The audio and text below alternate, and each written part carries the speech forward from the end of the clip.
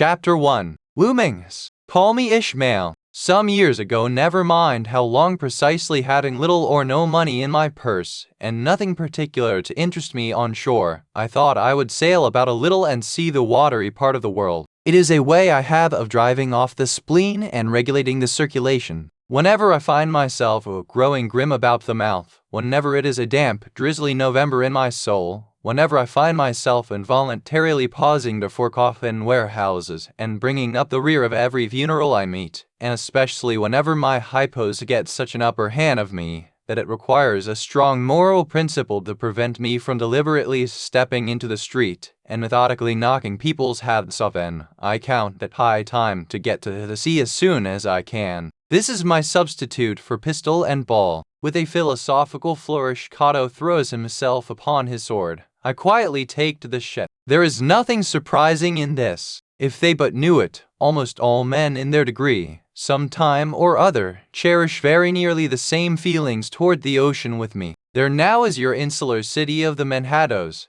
belted round by wharves as Indian Isles by coral reefs. Commerce surrounds it with her surf. Right and left, the streets take you waterward. Its extreme downtown is the Battery, where that noble mole is washed by waves and cooled by breezes which a few hours previous were out of sight of land.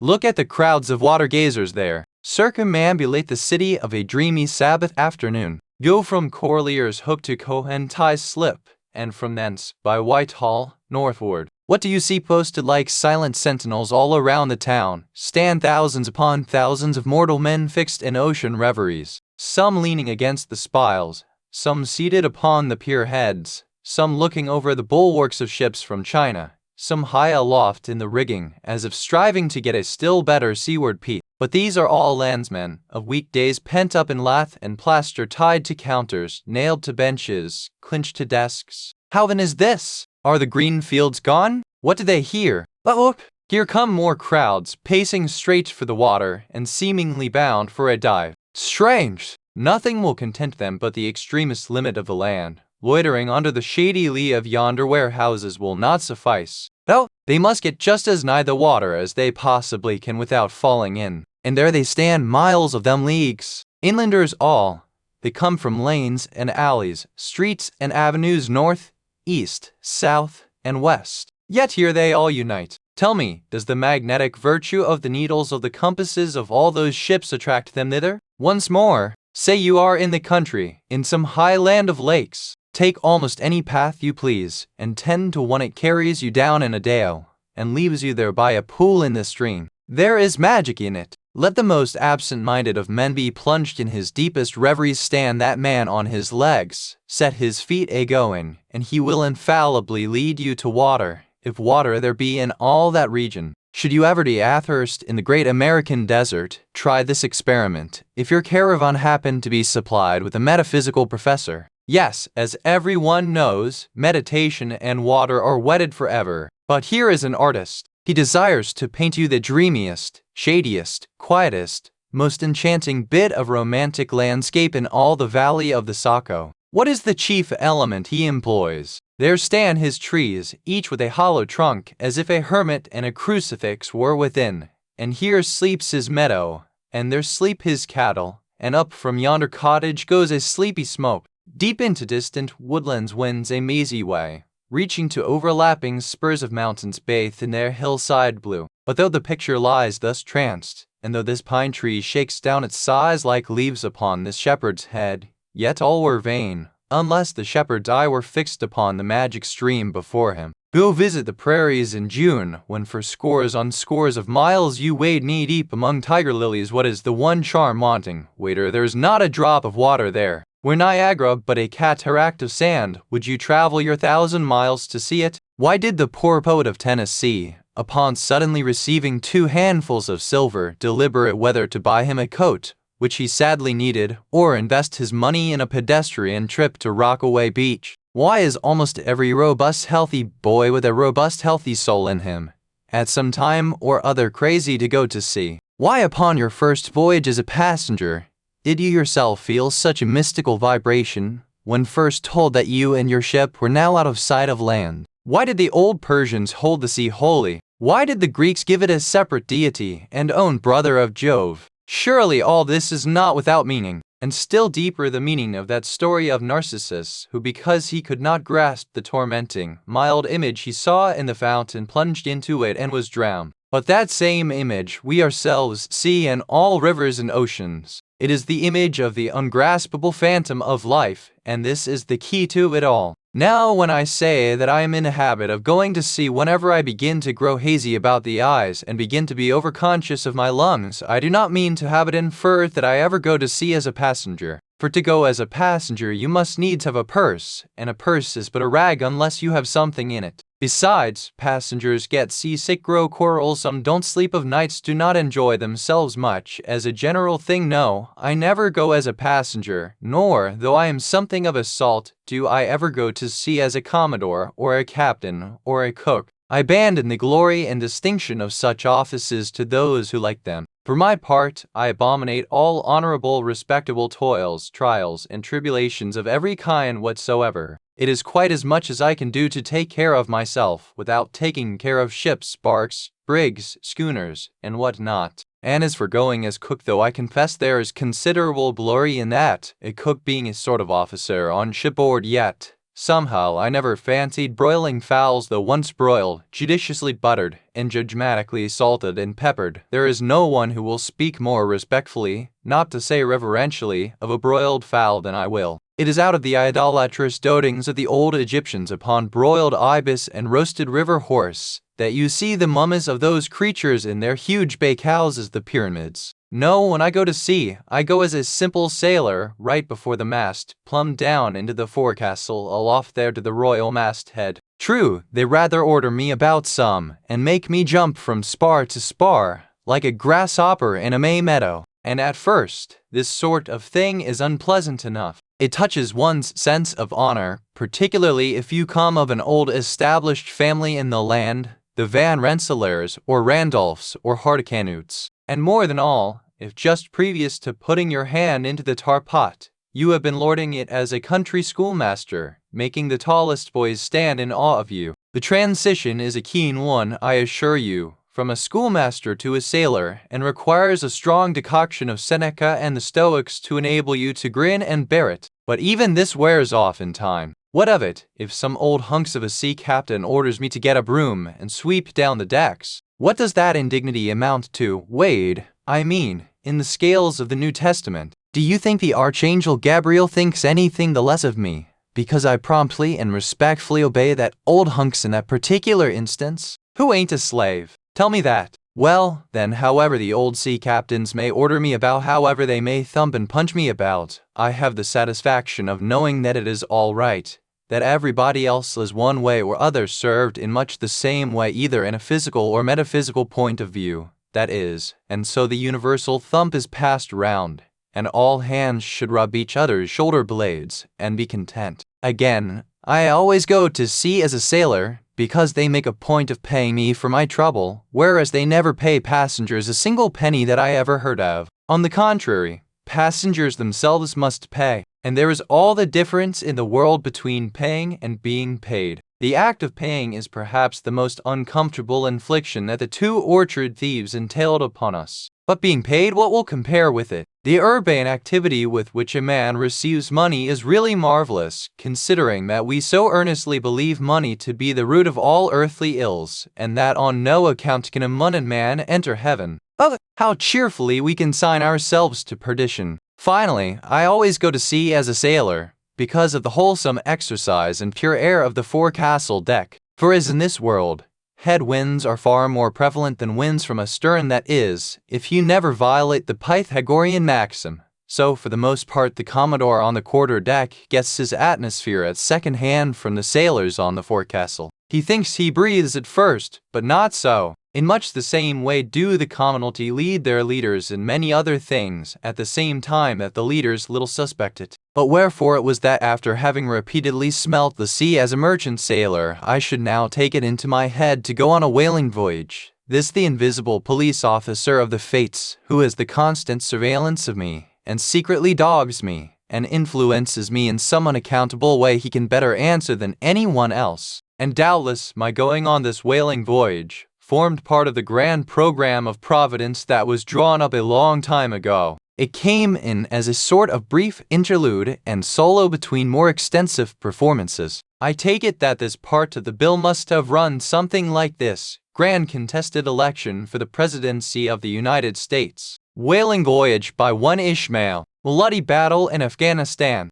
Though I cannot help within the stage managers, but me down for his order when I was set down with women in sports, I even tried to enjoy you or and Danny always enjoy or sit or so I cannot help with this heavy. Yet now that I have a circle this, I can see a level of his wing and motives with a even of my other races is but new fit with that operating or I did for Juliani of the balloon that was a good on a who and his remaining judgment. Chief among these motives was the overwhelming idea of the great whale himself. Such a portentous and mysterious monster roused all my curiosity. Then the wild and distant seas where he rolled his island bulk, the undeliverable, nameless perils of the whale, these, with all the attending marvels of 1,000 Patagonian sights and sounds, helped to sway me to my wish. With other men, perhaps, such things would not have been inducements, but as for me, I am tormented with an everlasting itch for things remote. I love to sail forbidden seas and land on barbarous coasts. Not ignoring what is good, I am quick to perceive a horror, and could still be social with it would they let me, since it is but well to be on friendly terms with all the inmates of the place one lodges in. By reason of these things, then,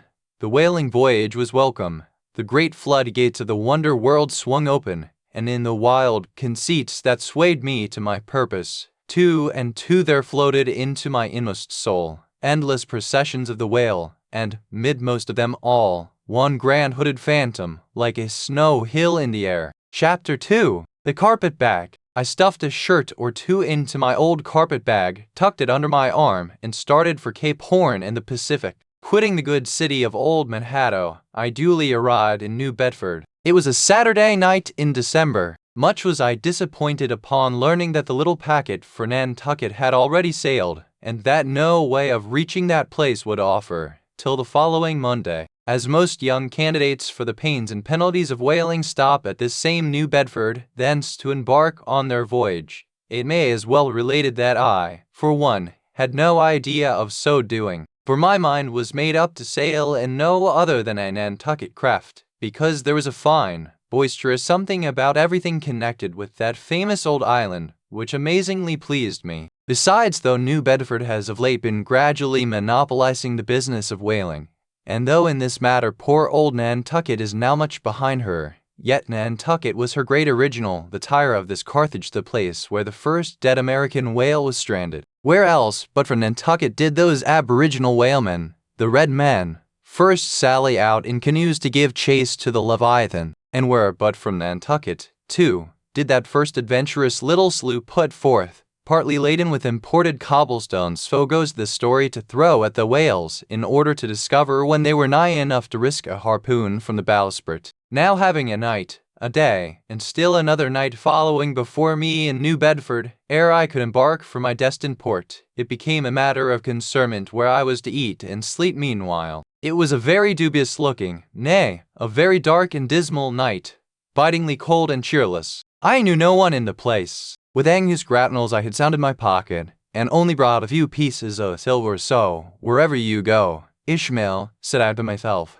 as I stood in the middle of a dreary street shouldering my bag, and comparing the gloom toward the north with the darkness toward the south, wherever in your wisdom you make it to lodge for the night, my dear Ishmael, be sure to inquire the price, and don't be too particular. With halting steps I paced the streets, and passed the sign of the crossed harpoons, but it looked too expensive and jolly there. Further on, from the bright red windows of the Swordfish Inn, there came such fervent rays that it seemed to have melted the packed snow and ice from before the house, for everywhere else the congealed frost lay 10 inches thick in a hard, asphaltic pavement rather weary for me, when I struck my foot against the flinty projections, because from hard, remorseless service the soles of my boots were in a most miserable plight. Too expensive and jolly, again thought I, pausing one moment to watch the broad glare in the street, and hear the sounds of the tinkling glasses within. But go on, Ishmael, said I at last. Don't you hear? Dead away from before the door, your patched boots are stopping the way. So on I went. I now by instinct followed the streets that took me waterward, for there, doubtless were the cheapest, if not the cheeriest inns. Such dreary streets! Blocks of blackness, not houses, on either hand, and here and there a candle, like a candle moving about in a tomb. At this hour of the night of the last day of the week, the quarter of the town proved all but deserted. But presently I came to a smoky light proceeding from a low, wide building, the door of which stood invitingly open. It had a careless look, as if it were meant for the uses of the public. So, entering, the first thing I did was to stumble over an ash box in the porch. Thought I. Ha, as the flying particles almost choked me, are these ashes from that destroyed city, Gomorrah? But the crossed harpoons and the swordfish? This, then, must needs be the sign of the trap. However, I picked myself up and hearing a loud voice within, pushed on and opened a second, interior door. It seemed the great black parliament sitting in Tophet. 100 black faces turned round in their rows to peer, and beyond, a black angel of doom was beating a book in a pulpit. It was a Negro church, and the preacher's text was about the blackness of darkness, and the weeping and wailing and teeth gnashing there. Ha! Ishmael, muttered I, backing out. Wretched entertainment at the sign of the trap. Moving on, I at last came to a dim sort of light not far from the docks, and heard a forlorn creaking in the air, and looking up, saw a swinging sign over the door with a white painting upon it, faintly representing a tall straight jet of misty spray, and these words underneath: the spouter in Peter Coffin. Coffin spouter, rather ominous in that particular connection, thought I. But it is a common name in Nantucket, they say, and I suppose this Peter here is an emigrant from there. As the light looked so dim, and the place, for the time, looked quite enough, and the dilapidated little wooden house itself looked as if it might have been carted here from the ruins of the Thumber district, and as the swinging sign had a poverty-stricken sort of creak to it, I thought that here was the very spot for cheap lodgings and the best of pea coffee. It was a queer sort of place, a gable-ended old house, one side palsied as it were, and leaning over sadly. It stood on a sharp, bleak corner, with a tempestuous wind Euroclydon kept up a worse howling than ever it did about poor Paul's tossed crafts. Euroclydon, nevertheless, is a mighty pleasant zephyr to any one indoors, with his feet on a hob quietly toasting for bed. In judging of that tempestuous wind called Euroclydon, says an old writer of whose works I possess the only copy extant, it maketh a marvellous difference whether thou lookest out at it from a glass window where the frost is all on the outside, or whether thou observest it from that sashless window where the frost is on both sides, and of which the white death is the only glazier. True enough, thought I, as this passage occurred to my mind, old black letter, thou reasonest well. Yes, these eyes are windows, and this body of mine is the house. What a pity they didn't stop up the chinks and the crannies, though, and thrust in a little lint here and there. But it's too late to make any improvements now. The universe is finished, the copestone is on, and the chips were carted off 1,000,000 years ago. Poor Lazarus, there, chattering his teeth against the curbstone for his pillow, and shaking off his tatters with his shiverings. He might plug up both ears with rags, and put a corn cob into his mouth, and yet that would not keep out the tempestuous Euroclydon. Euroclydon, says old Dives in his red silken wrapper. He had a redder one afterwards. Pooh, pooh. What a fine frosty night. How Orion glitters. What northern lights. Let them talk of their oriental summer climes, of everlasting conservatories. Give me the privilege of making my own summer with my own coals. But what thinks Lazarus? Can he warm his blue hands by holding them up to the grand northern lights? Would not Lazarus rather be in Sumatra than here? Would he not far rather lay him down lengthwise along the line of the equator? Yea, ye gods, go down to the fiery pit itself, in order to keep out this frost. Now, that Lazarus should lie stranded there on the curbstone before the door of Dives, this is more wonderful than that an iceberg should be moored to one of the Moluccas. Yet Dives himself, he too lives like a czar in an ice palace made of frozen sighs, and being a president of a temperance society, he only drinks the tepid tears of orphans. But no more of this blubbering now. We are going a-whaling, and there is plenty of that yet to come. Let us scrape the ice from our frosted feet, and see what sort of a place this spouter may be. Chapter 3. The Spouter Inn. Entering that gable-ended Spouter Inn, you found yourself in a wide, low, straddling entry with old-fashioned wainscots, reminding one of the bulwarks of some condemned old craft. On one side hung a very large oil painting so thoroughly besmoked, and every way defaced, that in the unequal cross-sights by which you viewed it, it was only by diligent study and a series of systematic visits to it, and careful inquiry of the neighbors, that you could any way arrive at an understanding of its purpose. Such unaccountable masses of shades and shadows that at first you almost thought some ambitious young artist, in the time of the New England hags, had endeavored to delineate chaos bewitched, but by dint of much and earnest contemplation, and oft-repeated ponderings, and especially by throwing open the little window toward the back of the entry, you at last come to the conclusion that such an idea, however wild, might not be altogether unwarranted. But what most puzzled and confounded you was a long, limber,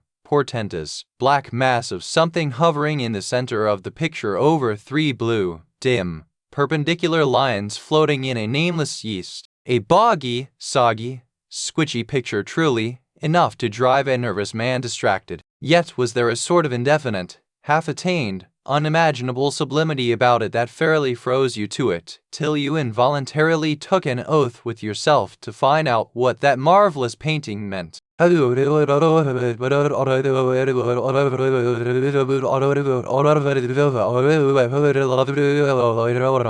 But at last all these fancies yielded to that one portentous something in the picture's midst. That once found out, and all the rest were plain. But stop.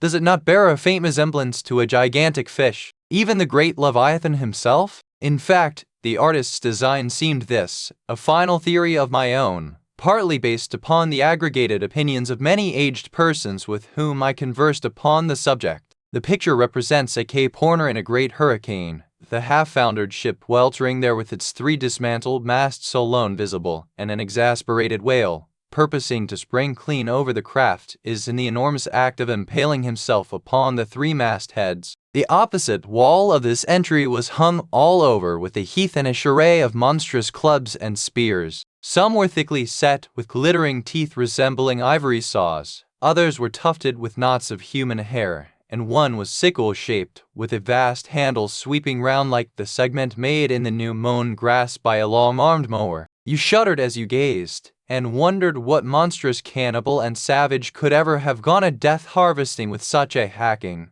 horrifying implement. Mixed with these were rusty old whaling lances and harpoons all broken and deformed. Some were storied weapons. With this once long lance, now wildly elbowed, 50 years ago did Nathan Swain kill 15 whales between a sunrise and a sunset. And that harpoon so like a corkscrew now was flung in Javan seas, and run away with by a whale, years afterwards slain off the Cape of Blanco. The original iron entered nigh to tail, and, like a restless needle sojourning in the body of a man, traveled full 40 feet, and at last was found embedded in the hunk. Crossing this dusky entry, and on through yon low-arched way cut through what in old times must have been a great central chimney with fireplaces all round you enter the public room. A still duskier place is this, with such low ponderous beams above, and such old wrinkled planks beneath, that you would almost fancy you trod some old craft's cockpits, especially of such a howling night, when this corner-anchored old ark rocked so furiously. On one side stood a long, low, shelf-like table covered with cracked glass cases, filled with dusty rarities gathered from this wide world's remotest nooks. Projecting from the further angle of the room stands a dark-looking den, the bar a rude attempt at a right whale's head.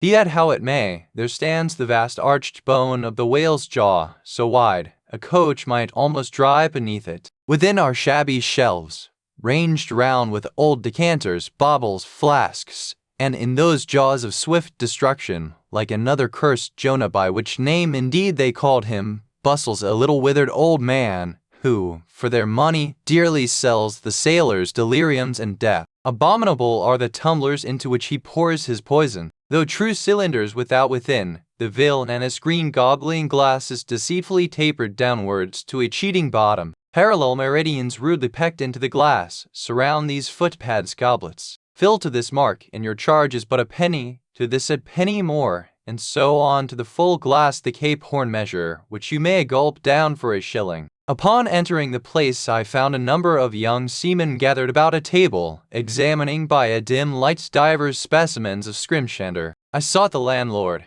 and telling him I desired to be accommodated with a room, received for answer that his house was full, not a bed unoccupied. But avast, he added, tapping his forehead, you hain't no objections to sharing a harpooner's blanket, have ye? I suppose you are going whalin'.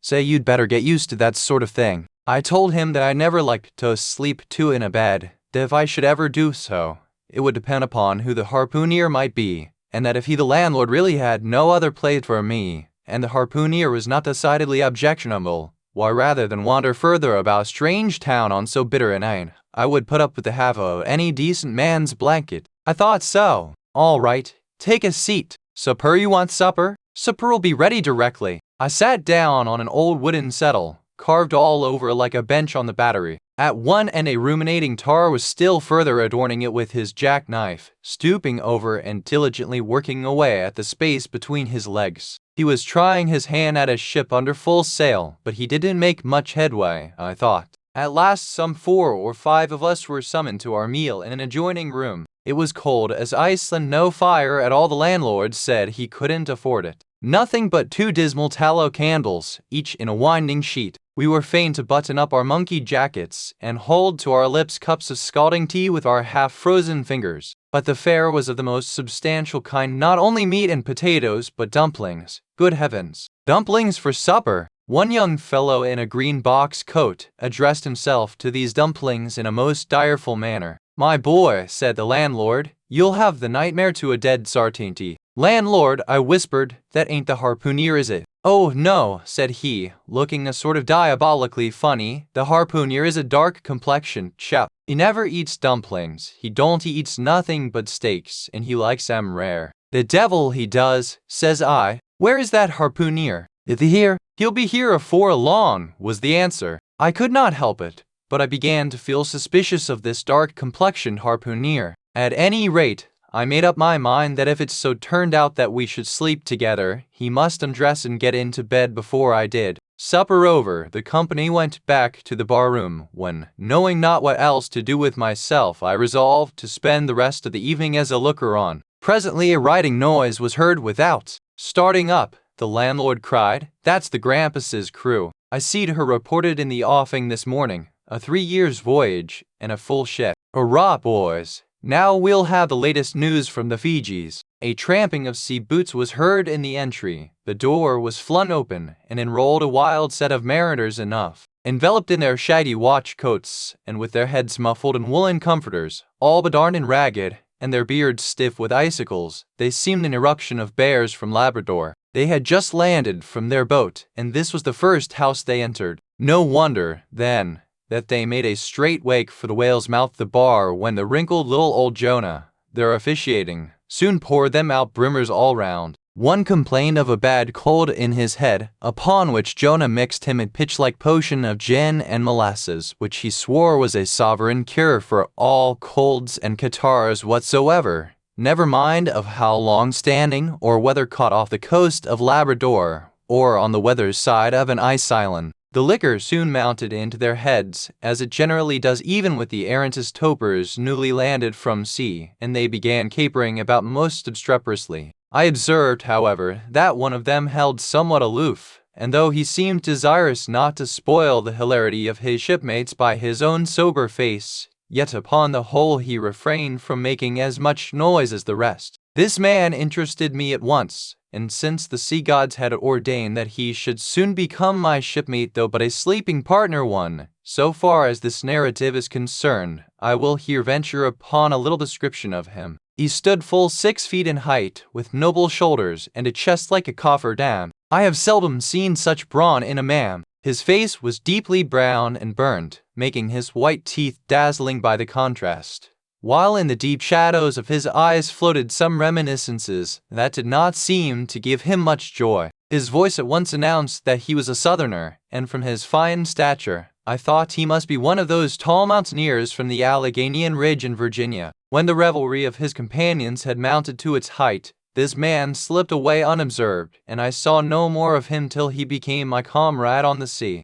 In a few minutes, however, he was missed by his shipmates, and being, it seems, for some reason a huge favorite with them, they raised a cry of Bulkington. Bulkington? Where's Bulkington? and darted out of the house in pursuit of him. It was now about 9 o'clock, and the room seeming almost supernaturally quiet after these orgies, I began to congratulate myself upon a little plan that had occurred to me just previous to the entrance of the seaman. No man prefers to sleep two in a bed. In fact, you would a good deal rather not sleep with your own brother. I don't know how it is, but people like to be private when they are sleeping. And when it comes to sleeping with an unknown stranger in a strange inn, in a strange town, and that stranger a harpooner, then your objections indefinitely multiply. Nor was there any earthly reason why I as a sailor should sleep two in a bed, more than anybody else, for sailors no more sleep two in a bed at sea than bachelor kings do ashore. To be sure, they all sleep together in one apartment,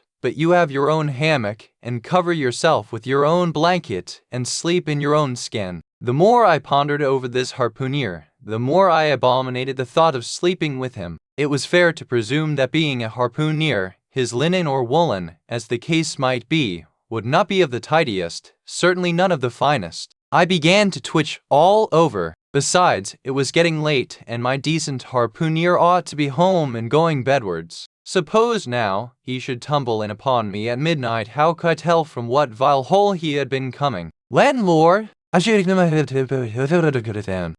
the bench here, just as you please. I'm sorry I can't spare ye a tablecloth for a mattress, and it's a plague I rough board here feeling of the knots and notches. But wait a bit, Scrimshander, I've got a carpenter's plane there in the bar, wait, I say, and I'll make you snug enough. So saying, he procured the plane, and with his old silk handkerchief first dusting the bench, vigorously set to planing away at my bed, the while grinning like an ape. The shavings flew right and left, till at last the plain iron came bump against an indestructible knot. The landlord was near spraining his wrist, and I told him for heaven's sake to quit. The bed was soft enough to suit me, and I did not know how all the planing in the world could make eider down of a pine plank. So gathering up the shavings with another grin, and throwing them into the great stove in the middle of the room, he went about his business, and left me in a brown study. I now took the measure of the bench, and found that it was a foot too short, but that could be mended with a chair. But it was a foot too narrow,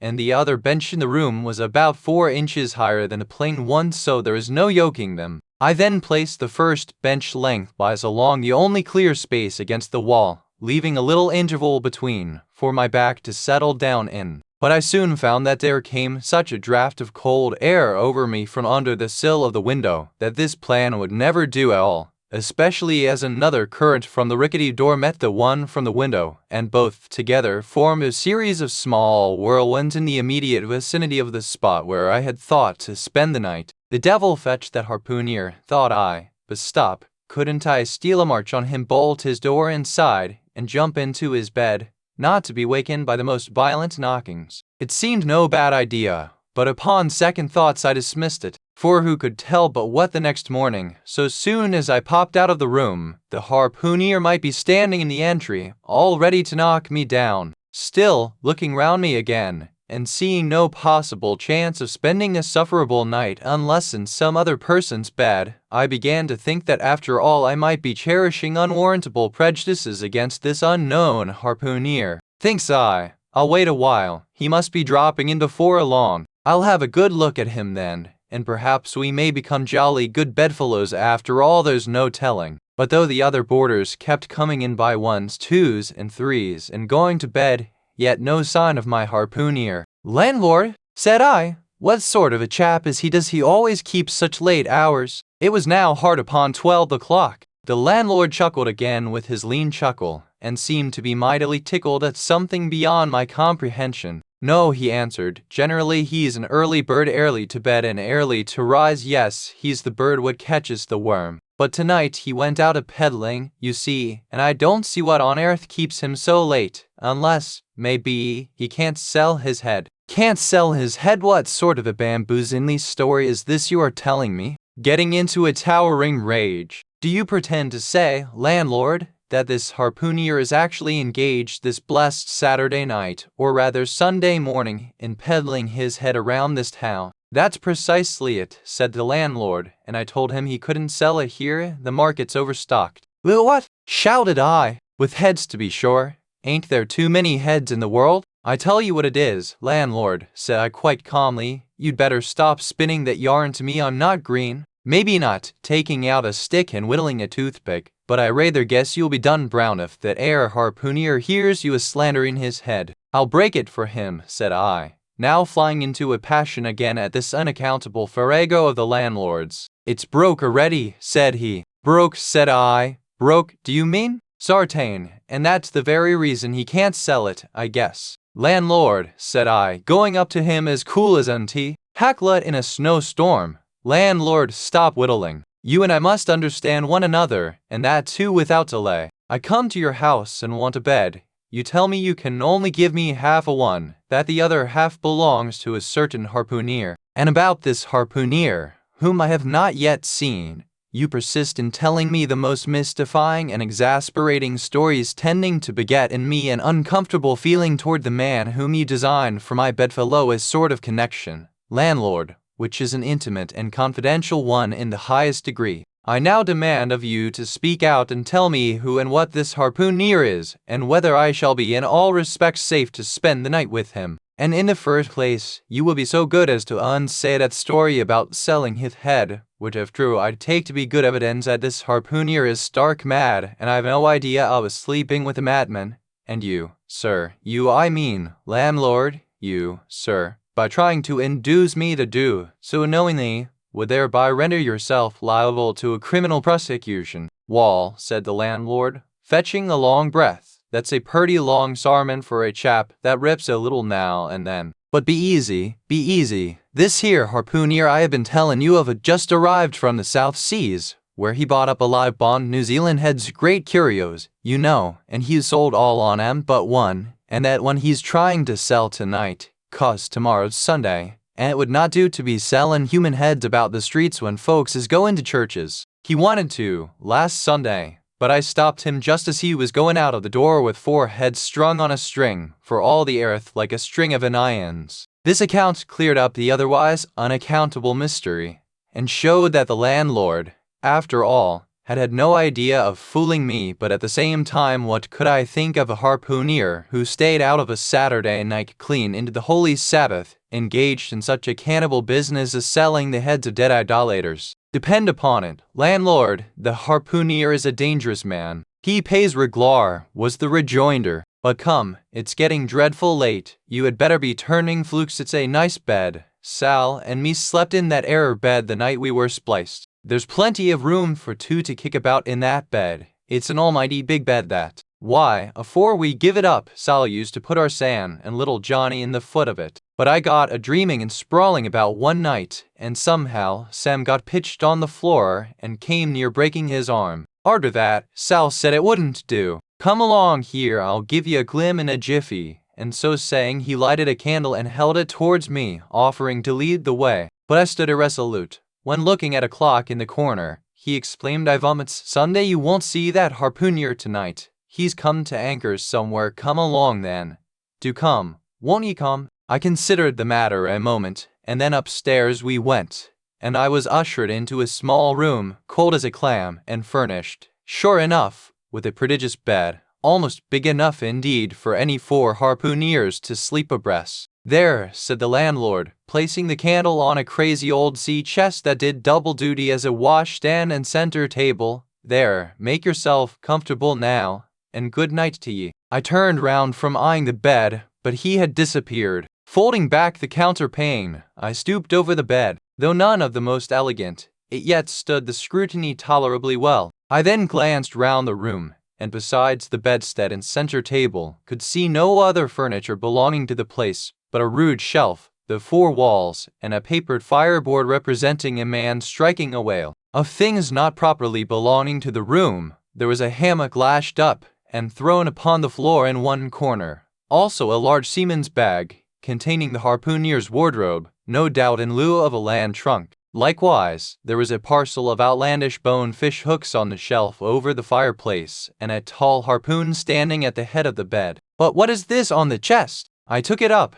and held it close to the light, and felt it, and smelt it, and tried every way possible to arrive at some satisfactory conclusion concerning it. I can compare it to nothing but a large doormat, ornamented at the edges with little tinkling tags, something like the stained porcupine quills round an Indian moccasin. There was a hole or slit in the middle of this mat, as you see the same in South American ponchos. But could it be possible that any sober harpooner would get into a doormat and parade the streets of any Christian town in that sort of guise? I put it on to try it, and it weighed me down like a hamper, being uncommonly shaggy and thick, and I thought a little damp, as though this mysterious harpooner had been wearing it of a rainy day. I went up in it to a bit of glass stuck against the wall, and I never saw such a sight in my life. I tore myself out of it in such a hurry that I gave myself a kink in the neck. I sat down on the side of the bed and commenced thinking about this head-peddling harpooner and his doormat.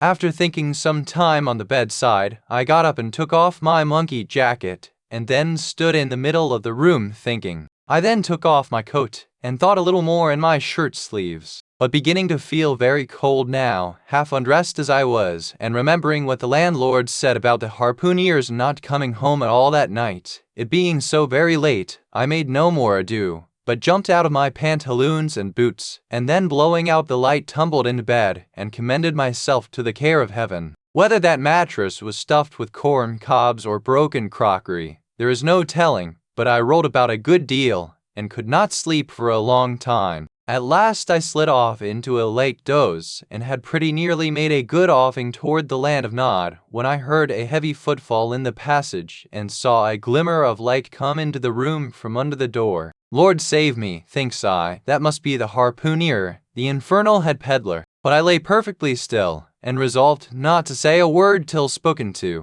Holding a light in one hand, and that identical New Zealand head in the other, the stranger entered the room, and without looking toward the bed, placed his candle a good way off from me on the floor in one corner, and then began working away at the knotted cords of the large bag I before spoke of as being in the room. I was all eagerness to see his face, but he kept it averted for some time while employed in unlacing the bag's mouth. This accomplished, however, he turned round when, good heavens, what a sight! Such a face! It was of a dark, purplish, yellow color, here and there stuck over with large blackish-looking squares. Yes, it's just as I thought. He's a terrible bedfellow. He's been in a fight, got dreadfully cut, and here he is just from the surgeon. But at that moment he chanced to turn his face so toward the light that I plainly saw they could not be sticking plasters at all, those black squares on his cheeks. They were stains of some sort or other. At first I knew not what to make of this, but soon an inkling of the truth occurred to me. I remembered a story of a white man, a whaleman too, who, falling among the cannibals, had been tattooed by them. I concluded that this harpooner, in the course of his distant voyages, must have met with a similar adventure. And what is it, thought I, after all? It's only his outside. A man can be honest in any sort of skin. But then, what to make of his unearthly complexion, that part of it, I mean, lying round about, and completely independent of the squares of tattooing? To be sure, it might be nothing but a good coat of tropical tanning, but I never heard of a hot sun's tanning a white man into a purplish-yellow one. However, I had never been in the South Seas, and perhaps the sun there produced these extraordinary effects upon the skin. Now, while all these ideas were passing through me like lightning, this harpooner never noticed me at all, but after some difficulty, having opened his bag, he commenced fumbling in it, and presently pulled out a sort of tomahawk, and a seal-skin wallet with the hair on. Placing these on the old chest in the middle of the room, he then took the New Zealand head, a ghastly thing enough, and crammed it down into the bag.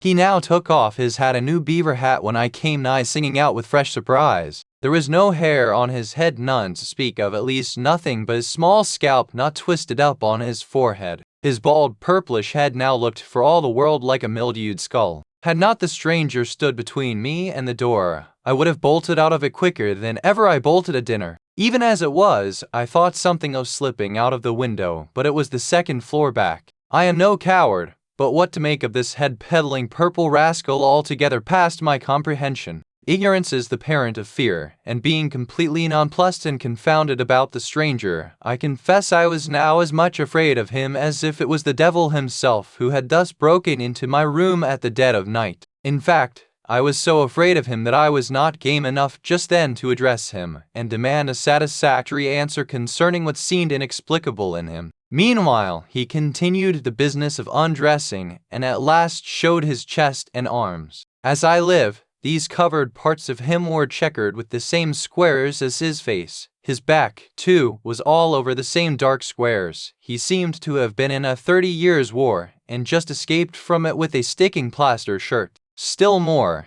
his very legs were marked, as if a parcel of dark green frogs were running up the trunks of young palms. It was now quite plain that he must be some abominable savage or other shipped aboard of a whaleman in the South Seas, and so landed in this Christian country. I quaked to think of it. A peddler of heads too, perhaps the heads of his own brothers. He might take a fancy to mine heavens. Look at that tomahawk! But there was no time for shuddering, for now the savage went about something that completely fascinated my attention and convinced me that he must indeed be a heathen. Going to his heavy grego, or rapal, or dreadnought, which he had previously hung on a chair, he fumbled in the pockets and produced at length a curious little deformed image with a hunch on its back, and exactly the color of a 3-days-old Congo baby. Remembering the embalmed head, at first I almost thought that this black mannequin was a real baby preserved in some similar manner. But seeing that it was not at all limber and that it glistened a good deal like polished ebony, I concluded that it must be nothing but a wooden idol, which indeed it proved to be. For now the savage goes up to the empty fireplace, and removing the papered fireboard,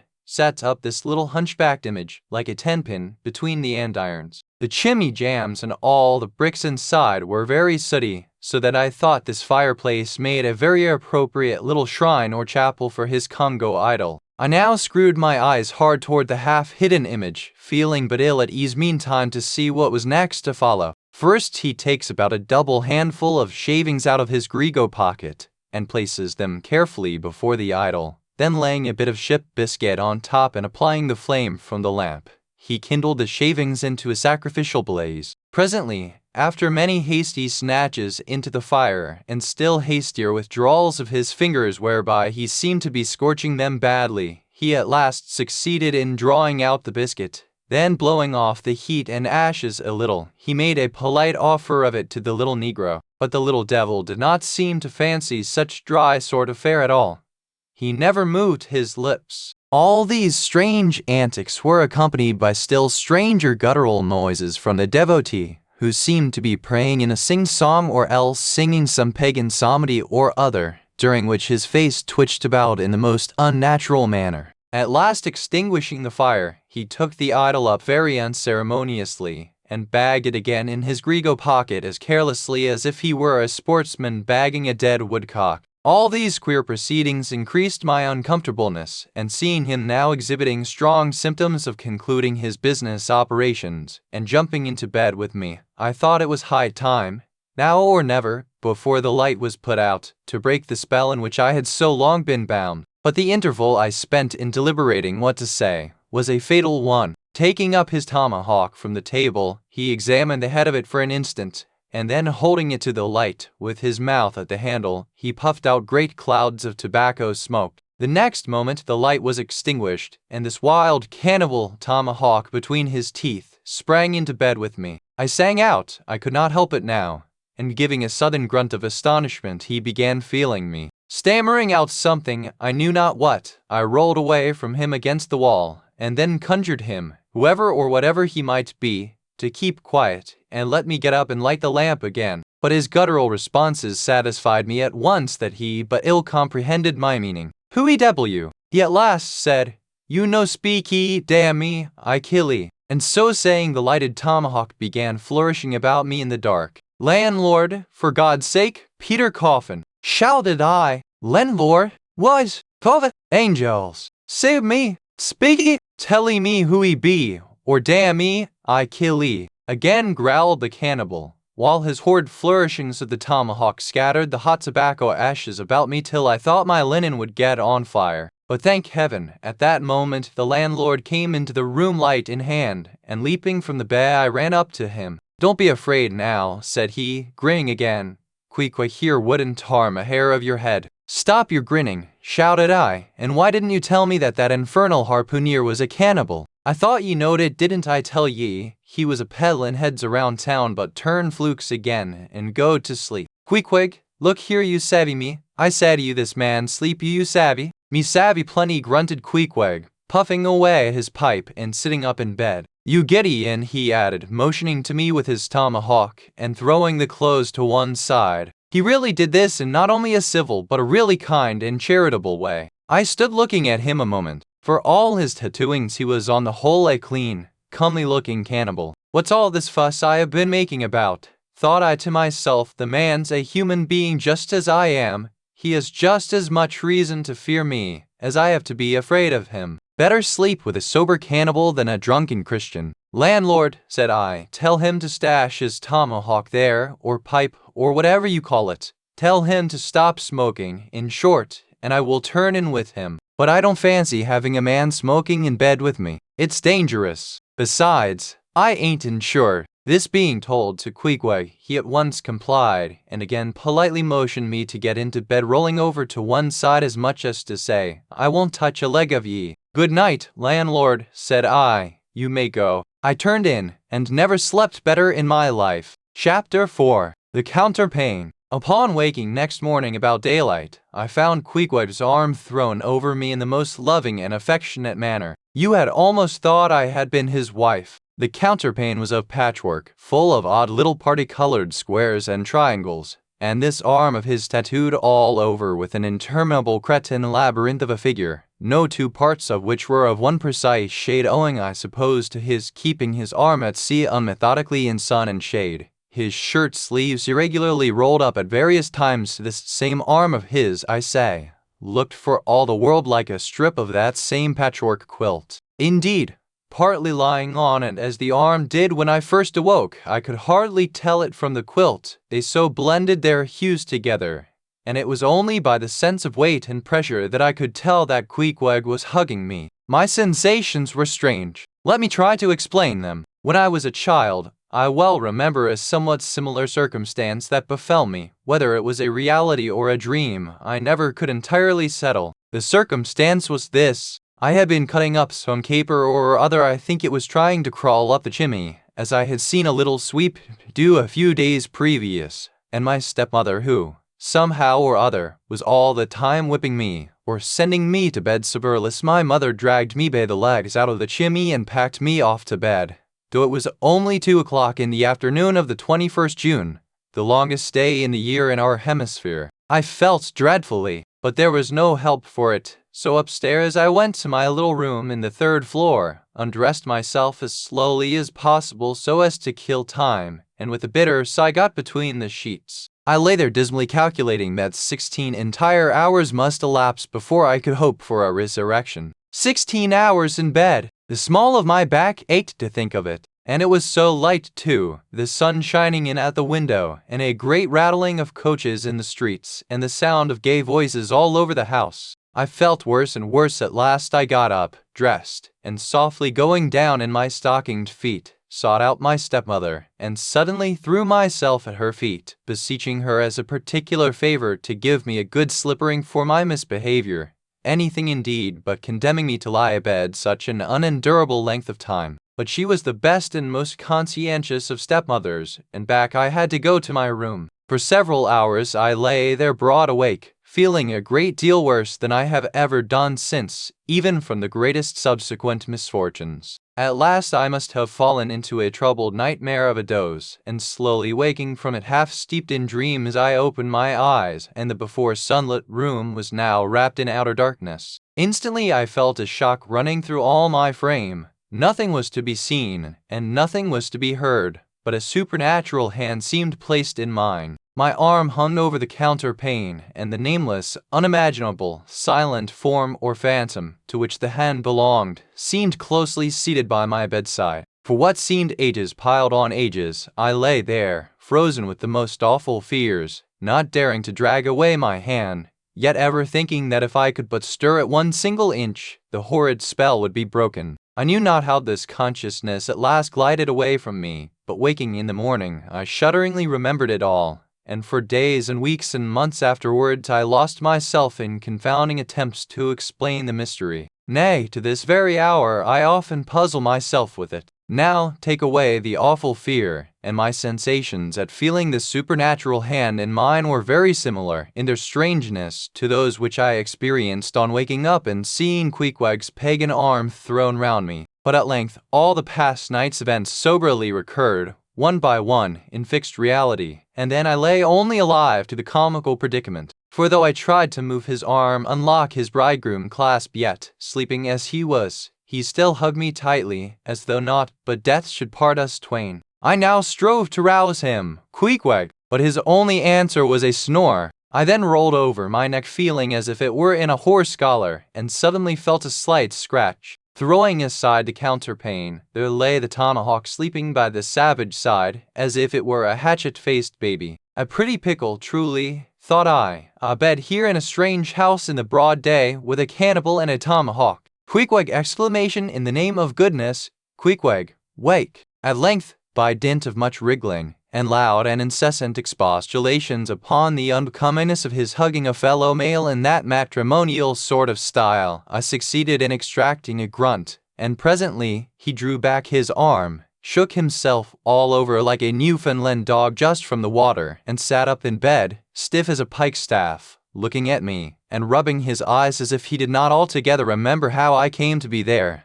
though a dim consciousness of knowing something about me seemed slowly dawning over him. Meanwhile, I lay quietly eyeing him, having no serious misgivings now, and bent upon narrowly observing so curious a creature, when at last his mind seemed made up touching the character of his bedfellow, and he became, as it were, reconciled to the fact. He jumped out upon the floor, and by certain signs and sounds gave me to understand that, if it pleased me, he would dress first and then leave me to dress afterwards, leaving the whole apartment to myself. Thinks I, Queequeg, under the circumstances, this is a very civilized overture, but the truth is, these savages have an innate sense of delicacy. Say what you will, it is marvelous how essentially polite they are. I pay this particular compliment to Queequeg because he treated me with so much civility and consideration, while I was guilty of great rudeness, staring at him from the bed, and watching all his toilette motions, for the time my curiosity getting the better of my breeding.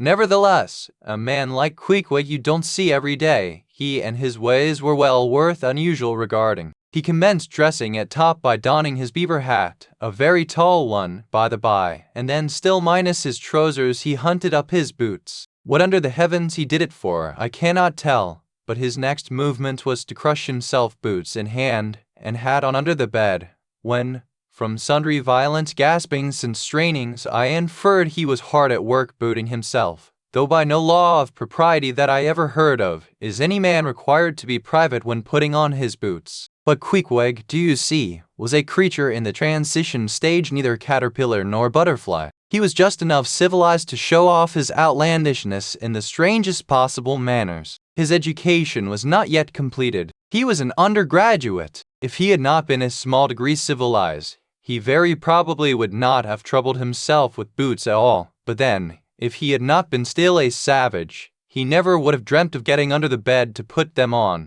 At last, he emerged with his hat very much dented and crushed down over his eyes, and began creaking and limping about the room, as if, not being much accustomed to boots, his pair of damp, wrinkled cowhide ones, probably not made to order either, rather pinched and tormented him at the first go-off of a bitter cold morning. Seeing, now, that there were no curtains to the window, and that the street being very narrow, the house opposite commanded a plain view into the room, and observing more and more the indecorous figure that Queequeg made, staving about with little else but his hat and boots on, I begged him as well as I could to accelerate his toilet somewhat, and particularly to get into his pantaloons as soon as possible. He complied, and then proceeded to wash himself. At that time in the morning any Christian would have washed his face, but Queequeg, to my amazement, contented himself with restricting his ablutions to his chest, arms, and hands. He then donned his waistcoat, and taking up a piece of hard soap on the washstand center table, dipped it into water and commenced lathering his face. I was watching to see where he kept his razor, when lo and behold, he takes the harpoon from the bed corner, slips out the long wooden stock, unsheathes the head, wets it a little on his boot, and striding up to the bit of mirror against the wall, begins a vigorous scraping, or rather harpooning, of his cheeks. Thinks I, Queequeg, this is using Rogers's best cutlery with a vengeance. Afterward I wondered the less at this operation when I came to know of what fine steel the head of a harpoon is made, and how exceedingly sharp the long straight edges are always kept. The rest of his toilet was soon achieved, and he proudly marched out of the room, wrapped up in his great pilot monkey jacket, and sporting his harpoon like a marshal's baton. Chapter 5. Breakfast. I quickly followed suit, and descending into the bar-room accosted the grinning landlord very pleasantly. I cherished no malice towards him, though he had been skylarking with me not a little in the matter of my bedfellow. However, a good laugh is a mighty good thing, and rather too scarce a good thing, the more's the pity. So, if any one man, in his own proper person, afford stuff for a good joke to anybody, let him not be backward, but let him cheerfully allow himself to spend and be spent in that way. And the man that has anything bountifully laughable about him, be sure there is more in that man than you perhaps think for. The bar-room was now full of the boarders who had been dropping in the night previous, and whom I had not as yet had a good look at. They were nearly all whalemen, chief mates, and second mates, and third mates, and sea carpenters, and sea coopers, and sea blacksmiths, and harpooneers, and ship keepers, a brown and brawny company with bosky beards, and unshorn, shaggy set, all wearing monkey jackets for morning gowns. You could pretty plainly tell how long each one had been ashore. This young fellow's healthy cheek is like a sun-toasted pear in hue, and would seem to smell almost as musky. He cannot have been 3 days landed from his Indian voyage. That man next him looks a few shades lighter. You might say a touch of satinwood is in him. In the complexion of a third still lingers a tropic tone, but slightly bleached withal. He doubtless has tarried whole weeks ashore. But who could show a cheek like Queequeg, which, barred with various tints, seemed like the Andes' western slope, to show forth in one array, contrasting climates, zone by zone. "Brother, ho!" now cried the landlord, flinging open a door, and in we went to breakfast. They say that men who have seen the world, thereby become quite at ease in manner, quite self-possessed in company. Not always, though, Ledyard, the great New England traveler, and Mungo Park, the Scotch one, of all men, they possessed the least assurance in the parlor. But perhaps the mere crossing of Siberia in a sledge drawn by dogs as Ledyard did, or the taking a long solitary walk on an empty stomach in the Negro heart of Africa, which was the sum of poor Mungo's performances, this kind of travel, I say, may not be the very best mode of attaining a high social polish. Still, for the most part, that sort of thing is to be had anywhere. These reflections just here are occasioned by the circumstance that after we were all seated at the table, and I was preparing to hear some good stories about whaling, to my no small surprise, nearly every man maintained a profound silence. And not only that, but they looked embarrassed. Yes, here were a set of sea dogs, many of whom without the slightest bashfulness had boarded great whales on the high seas entire strangers to them and duelled them dead without winking. And yet, here they sat at a social breakfast table, all of the same calling, all of kindred tastes, looking round sheepishly at each other as though they had never been out of sight of some sheepfold among the green mountains. A curious sight, these bashful bears, these timid warrior whalemen. As for Queequeg, why, Queequeg sat there among them at the head of the table too, it so chanced, as cool as an icicle. To be sure, I cannot say much for his breeding. His greatest admirer could not have cordially justified his bringing his harpoon into breakfast with him, and using it there without ceremony, reaching over the table with it, to the imminent jeopardy of many heads, and grappling the beefsteaks towards him. But that was certainly very coolly done by him, and every one knows that in most people's estimation, to do anything coolly is to do it genteelly. We will not speak of all Queequeg's peculiarities here, how he eschewed coffee and hot rolls, and applied his undivided attention to beefsteaks, done rare enough that when breakfast was over he withdrew like the rest into the public room, lighted his tomahawk pipe, and was sitting there quietly digesting and smoking with his inseparable hat on, when I sallied out for a stroll. Chapter 6. The street. If I had been astonished at first catching a glimpse of so outlandish an individual as Queequeg circulating among the polite society of a civilized town, that astonishment soon departed upon taking my first daylight stroll through the streets of New Bedford. In thoroughfares nigh the docks, any considerable seaport will frequently offer to view the queerest-looking nondescripts from foreign parts. Even in Broadway and Chestnut streets, Mediterranean mariners will sometimes jostle the affrighted ladies. Regent Street is not unknown to Lascars and Malays, and at Bombay, in the Apollo Green, live Yankees have often scared the natives. But New Bedford beats all Water Street and Wapping. In these last-mentioned haunts you see only sailors, but in New Bedford actual cannibals stand chatting at street corners, savages outright, many of whom yet carry on their bones unholy flesh. It makes a stranger stare. But besides the Fijians, Tongatabuars, Arromangoans, Penangians, and Brigians, and besides the wild specimens of the whaling craft which unheeded reel about the streets, you will see other sights still more curious, certainly more comical. There weekly arrive in this town scores of green Vermonters and New Hampshire men, all athirst for gain and glory in the fishery. They are mostly young, of stalwart frames, fellows who have felled forests and now seek to drop the axe and snatch the whale lance. Many are as green as the green mountains whence they came. In some things you would think them but a few hours old.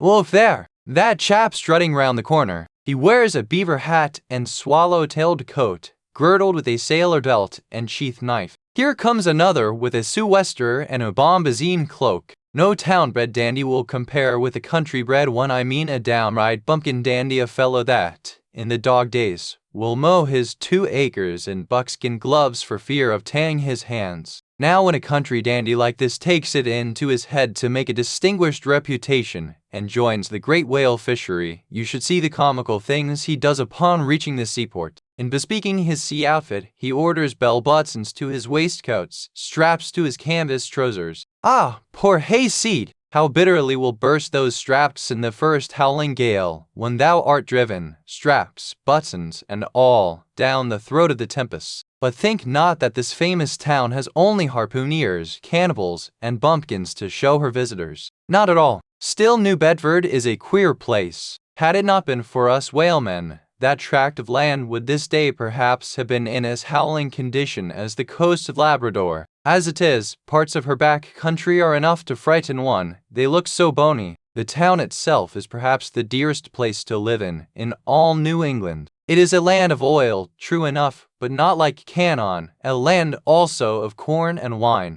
The streets do not run with milk, nor in the springtime do they pave them with fresh eggs. Yet, in spite of this, nowhere in all America will you find more patrician-like houses, parks and gardens more opulent, than in New Bedford. Whence came they? How planted upon this once scraggy scoria of a country? Go and gaze upon the iron emblematical harpoons round yonder lofty mansion, and your question will be answered. Yes, all these brave houses and flowery gardens came from the Atlantic, Pacific, and Indian Oceans. One and all, they were harpooned and dragged up hither from the bottom of the sea. Can Herr Alexander perform a feat like that? In New Bedford, fathers, they say, give whales for dowers to their daughters and portion off their nieces with a few porpoises apiece. You must go to New Bedford to see a brilliant wedding, for, they say, they have reservoirs of oil in every house, and every night recklessly burn their lengths in spermaceti candles. In summer time, the town is sweet to see, full of fine maples, long avenues of green and gold. And in August, high in air, the beautiful and bountiful horse chestnuts, candelabra-wise, proffer the passer-by their tapering upright cones of congregated blossoms. So omnipotent is art, which in many a district of New Bedford has superinduced bright terraces of flowers upon the barren refuse rocks thrown aside at creation's final day. And the women of New Bedford,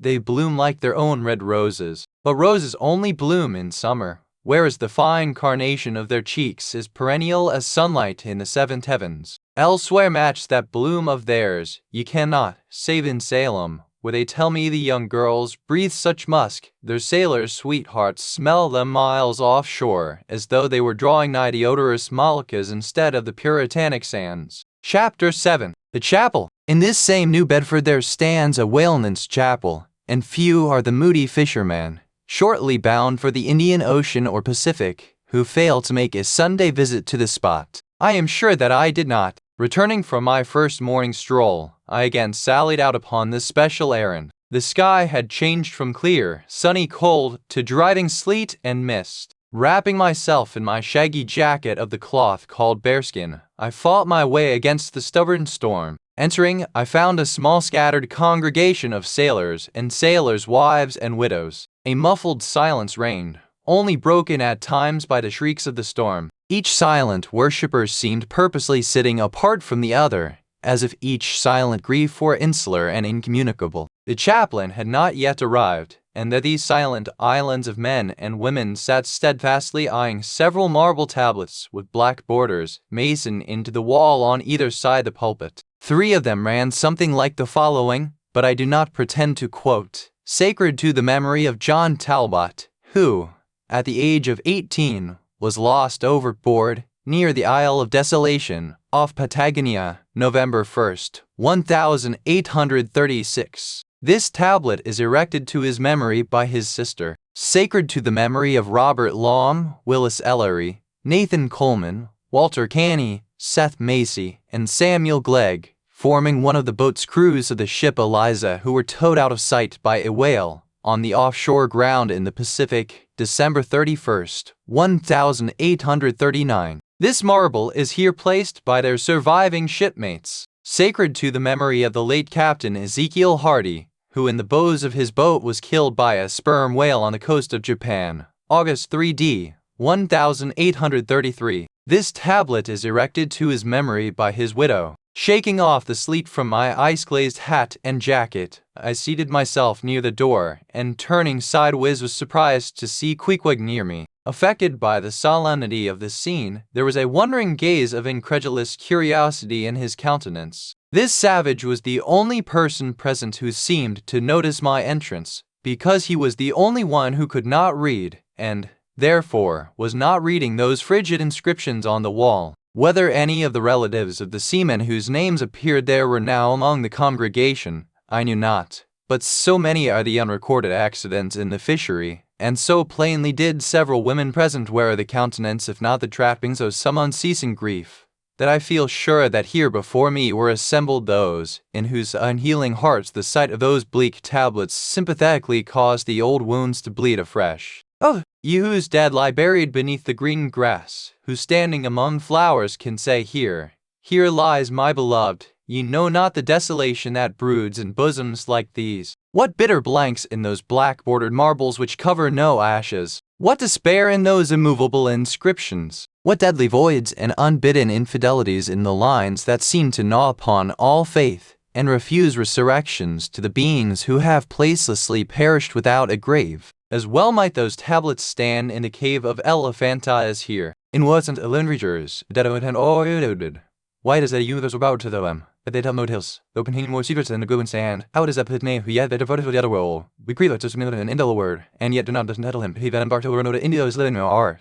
What a lantern of an paid out on immortals in my panel of you has us. And Ellie, hope the yet then dida who dies days round centuries ago. How is that we still believe the little who we never learned him or dwelling in vito bliss? Well, the length of strat hole dan, bro, the rumor of knowing in a tomb of a whole city. All these things are not without their meanings. But faith, like a jackal, feeds among the tombs, and even from these dead doubts she gathers her most vital hope. It needs scarcely to be told with what feelings, on the eve of a Nantucket voyage, I regarded those marble tablets, and by the murky light of that darkened, doleful day read the fate of the whaleman who had gone before me. Yes, Ishmael, the same fate may be thine. But somehow I grew merry again. Delightful inducements to embark, fine chance for promotion. It seems I, a stove boat, will make me an immortal by brevet. Yes, there is death in this business of whaling a speechlessly quick chaotic bundling of a man into eternity. But what then? Methinks we have hugely mistaken this matter of life and death. Methinks that what they call my shadow here on earth is my true substance. Methinks that in looking at things spiritual, we are too much like oysters observing the sun through the water, and thinking that thick water the thinnest of air.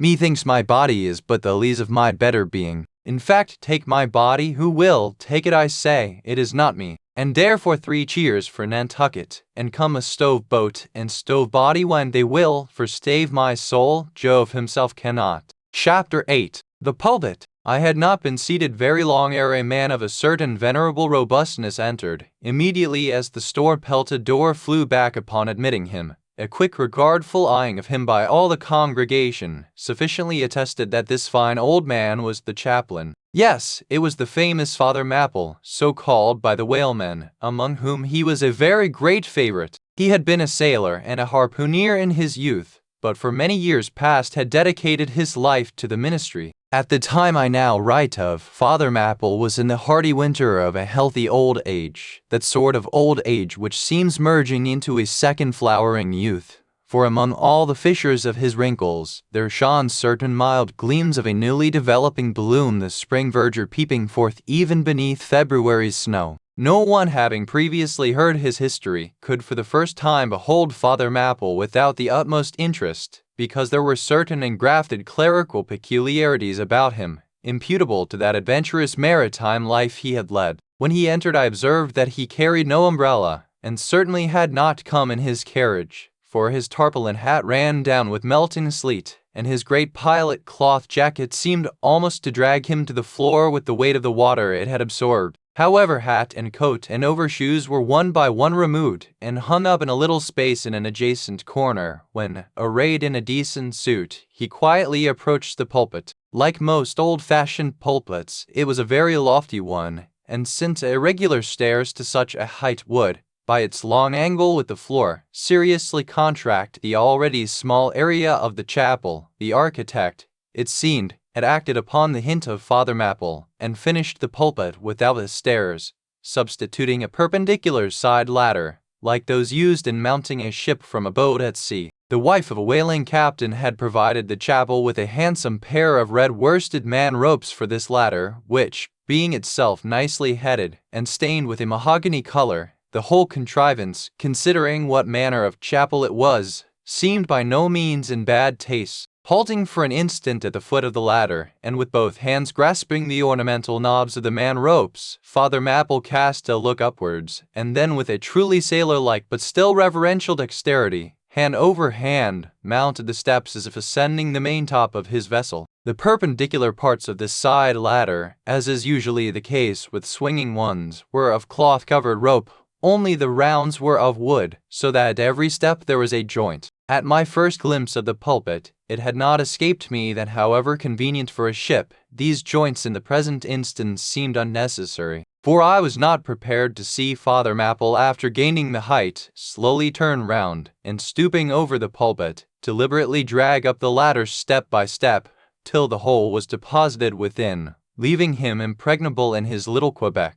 I pondered some time without fully comprehending the reason for this. Father Mapple enjoyed such a wide reputation for sincerity and sanctity that I could not suspect him of courting notoriety by any mere tricks of the stage. No, thought I, there must be some sober reason for this thing. Furthermore, it must symbolize something unseen. Can it be, then, that by that act of physical isolation he signifies his spiritual withdrawal for the time from all outward worldly ties and connections? Yes, for replenished with the meat and wine of the word to the faithful man of God, this pulpit, I see, is a self-containing stronghold, a lofty Ehrenbreitstein with a perennial well of water within the walls. But the side ladder was not the only strange feature of the place, borrowed from the chaplain's former seafarings. Between the marble cenotaphs on either hand of the pulpit, the wall which formed its back was adorned with a large painting representing a gallant ship beating against a terrible storm off the lee coast of black rocks and snowy breakers.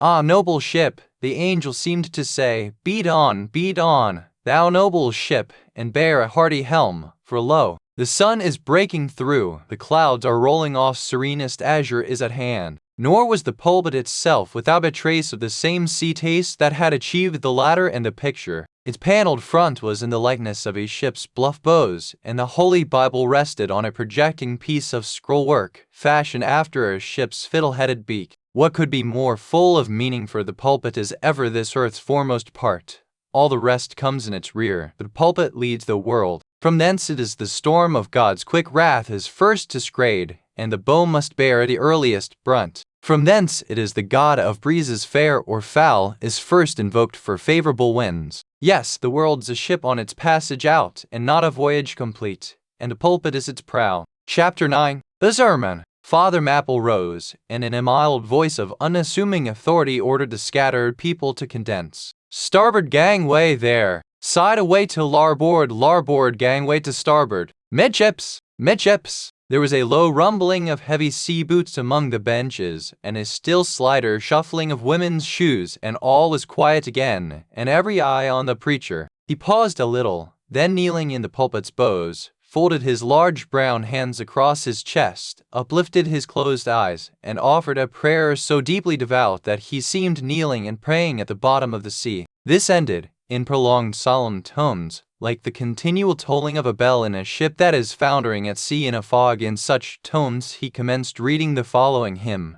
but changing his manner toward the concluding stanzas, burst forth with appealing exultation and joy. The ribs and terrors in the whale arched over me a dismal gloom, while all God's sunlit waves rolled by, and left me deepening down to doom. I saw the opening maw of hell, with endless pains and sorrows there, which none but they that feel can tell. Oh, I was plunging to despair. In black distress I called my God. When I could scarce believe him mine, he bowed his ear to my complaints. No more the whale did me confine. With speed he flew to my relief, as on a radiant dolphin borne. Awful yet bright as lightning shone the face of my deliverer God. My song forever shall record that terrible, that joyful hour. I give the glory to my God, his all the mercy and the power. Nearly all joined in singing this hymn, which swelled high above the howling of the storm. A brief pause ensued. The preacher slowly turned over the leaves of the Bible, and at last, folding his hand down upon the proper page, said, "Beloved shipmates," clinched the last verse of the first chapter of Jonah,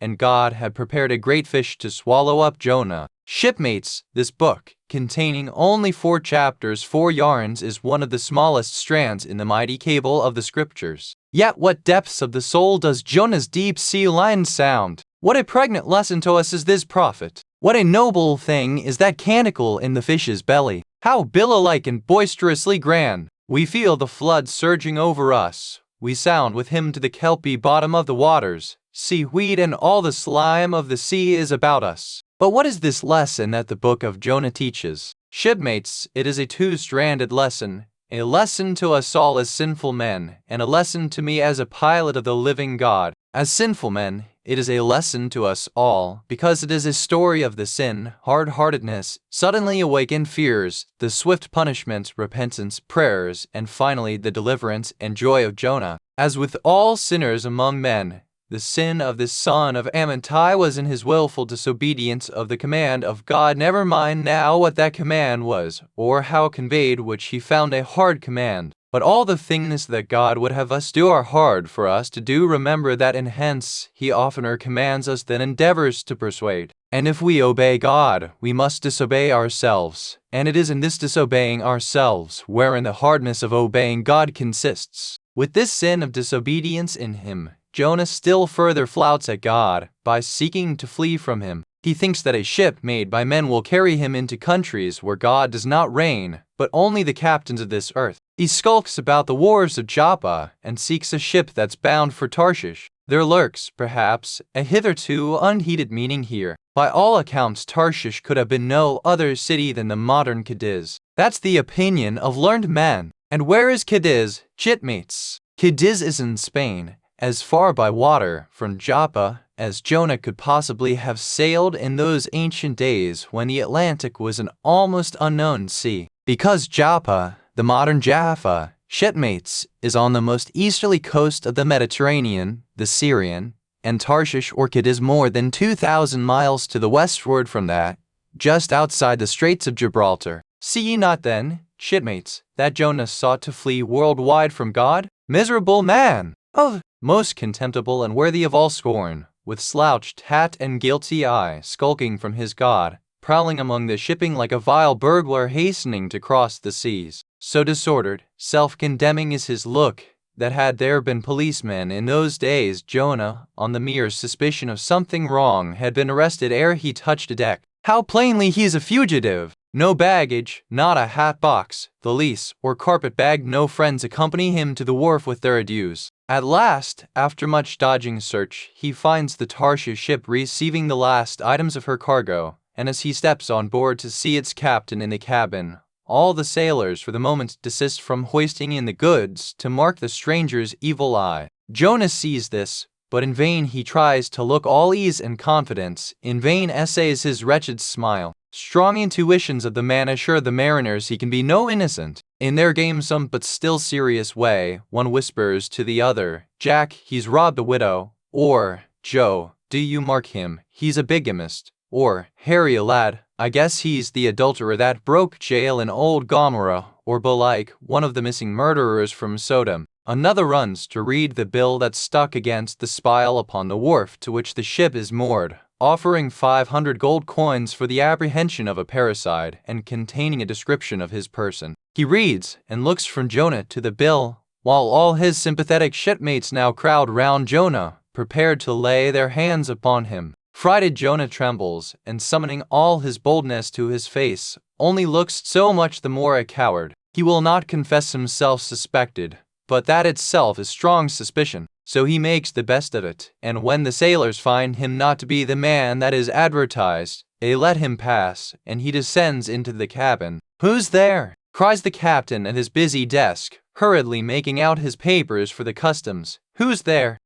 How that harmless question mangles Jonah. For the instant he almost turns to flee again, but he rallies. "I seek a passage in this ship to Tarshish. How soon sail ye, sir?" Thus far busy captain had not looked up at Jonah, though the man now stands about him, but knows that of the heat of olive voice, and he darts up through that middle ants. "We sail with the next coming tide," at last he slowly answered, still intently eyeing him. "No sooner, sir. Soon enough for any honest man that goes a passenger."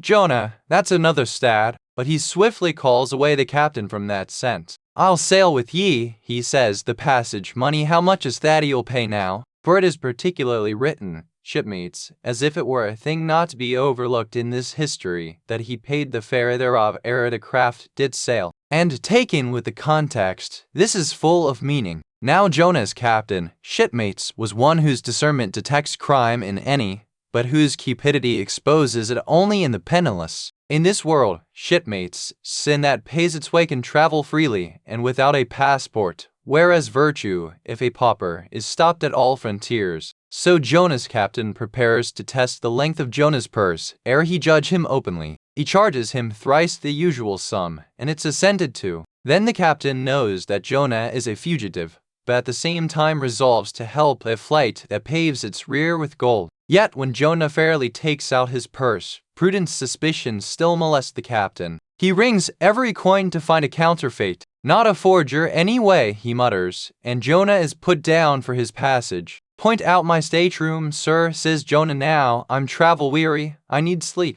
"Thou lookest like it," says the captain, "there's thy room." Jonah enters, and would lock the door, but the lock contains no key. Hearing him foolishly fumbling there, the captain laughs slowly to himself, and mutters something about the doors of convicts' cells being never allowed to be locked within. All dressed and dusty as he is, Jonah throws himself into his berth and finds the little stateroom ceiling almost resting on his forehead. The air is close, and Jonah gasps. Then, in that contracted hole, sunk, too, beneath the ship's waterline, Jonah feels the heralding presentiment of that stifling hour when the whale shall hold him in the smallest of his bowels wards. Screwed at its axis against the side, a swinging lamp slightly oscillates in Jonah's room, and the ship, heeling over toward the wharf with the weight of the last bales received, the lamp, flame and all, though in slight motion, still maintains a permanent obliquity with reference to the room, though, in truth, infallibly straight itself, it but made obvious the false, lying levels among which it hung. The lamp alarms and frightens Jonah,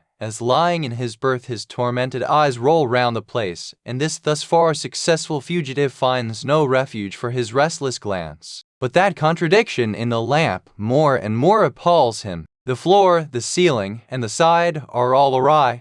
So my conscience hangs in me, he groans, straight upwards, so it burns, but the chambers of my soul are all in crookedness. Like one who after a night of drunken revelry hies to his bed, still reeling, but with conscience yet pricking him, as the plungings of the Roman race horse, but so much the more strike his steel tags into him, as one who in that miserable plight still turns and turns in giddy anguish, praying God for annihilation until the fit be past, and at last amid the whirl of woe he feels, a deep stupor steals over him, as over the man who bleeds to death, for conscience is the wound, and there's naught to staunch it. So, after sore wrestlings in his birth, Jonah's prodigy of ponderous misery drags him drowning down to sleep. And now the time of tide has come. The ship casts off her cables, and from the deserted wharf the uncheered ship for Tarshish, all careening, glides to sea. That ship, my friends, was the first of recorded smugglers. The contraband was Jonah, but the sea rebels. He will not bear the wicked burden. A dreadful storm comes on.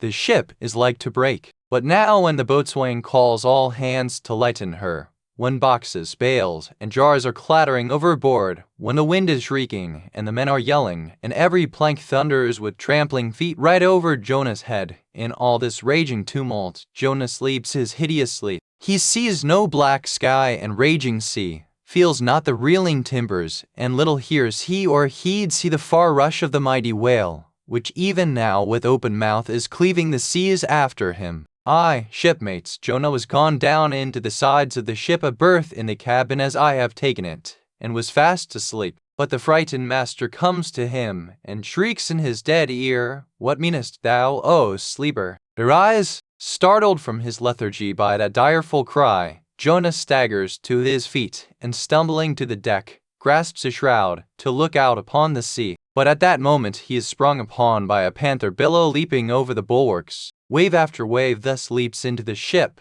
and finding no speed event runs roaring fore and aft, till the mariners come nigh to drowning while yet afloat. And ever, as the white moon shows her affrighted face from the steep gullies in the blackness overhead, aghast Jonah sees the rearing bowsprit pointing high upward, but soon beat downward again toward the tormented deep. Terrors upon terrors run shouting through his soul. In all his cringing attitudes, the god fugitive is now too plainly known. The sailors mark him. More and more certain grow their suspicions of him, and at last, fully to test the truth, by referring the whole matter to high heaven, they fall to casting lots, to see for whose cause this great tempest was upon them. The lot is Jonah's, that discovered.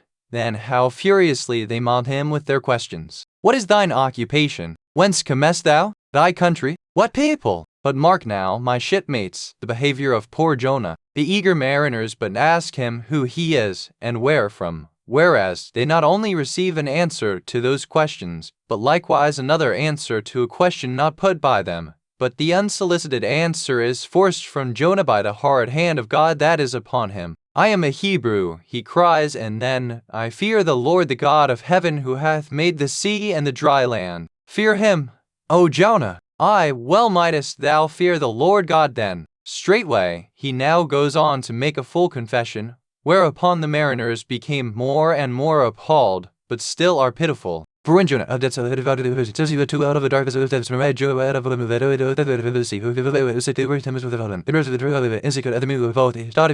but all in vain. The indignant gale howls louder. Then, with one hand raised invokingly to God, with the other they not unreluctantly lay hold of Jonah. And now behold Jonah taken up as an anchor and dropped into the sea, when instantly an oily calmness floats out from the east, and the sea is still, as Jonah carries down the gale with him, leaving smooth water behind. He goes down in the whirling heart of such a masterless commotion that he scarce heeds the moment when he drops, seething into the yawning jaws awaiting him, and the whale shoots to all his ivory teeth, like so many white bolts, upon his prison. Then Jonah prayed unto the Lord out of the fish's belly. But observe his prayer, and learn a weighty lesson. For sinful as he is, Jonah does not weep and wail for direct deliverance. He feels that his dreadful punishment is just. He leaves all his deliverance to God, contenting himself with this, that spite of all his pains and pangs, he will still look towards his holy temple. And here, shipmates, is true and faithful repentance, not clamorous for pardon, but grateful for punishment. And how pleasing to God was this conduct in Jonah is shown in the eventual deliverance of him from the sea and the whale.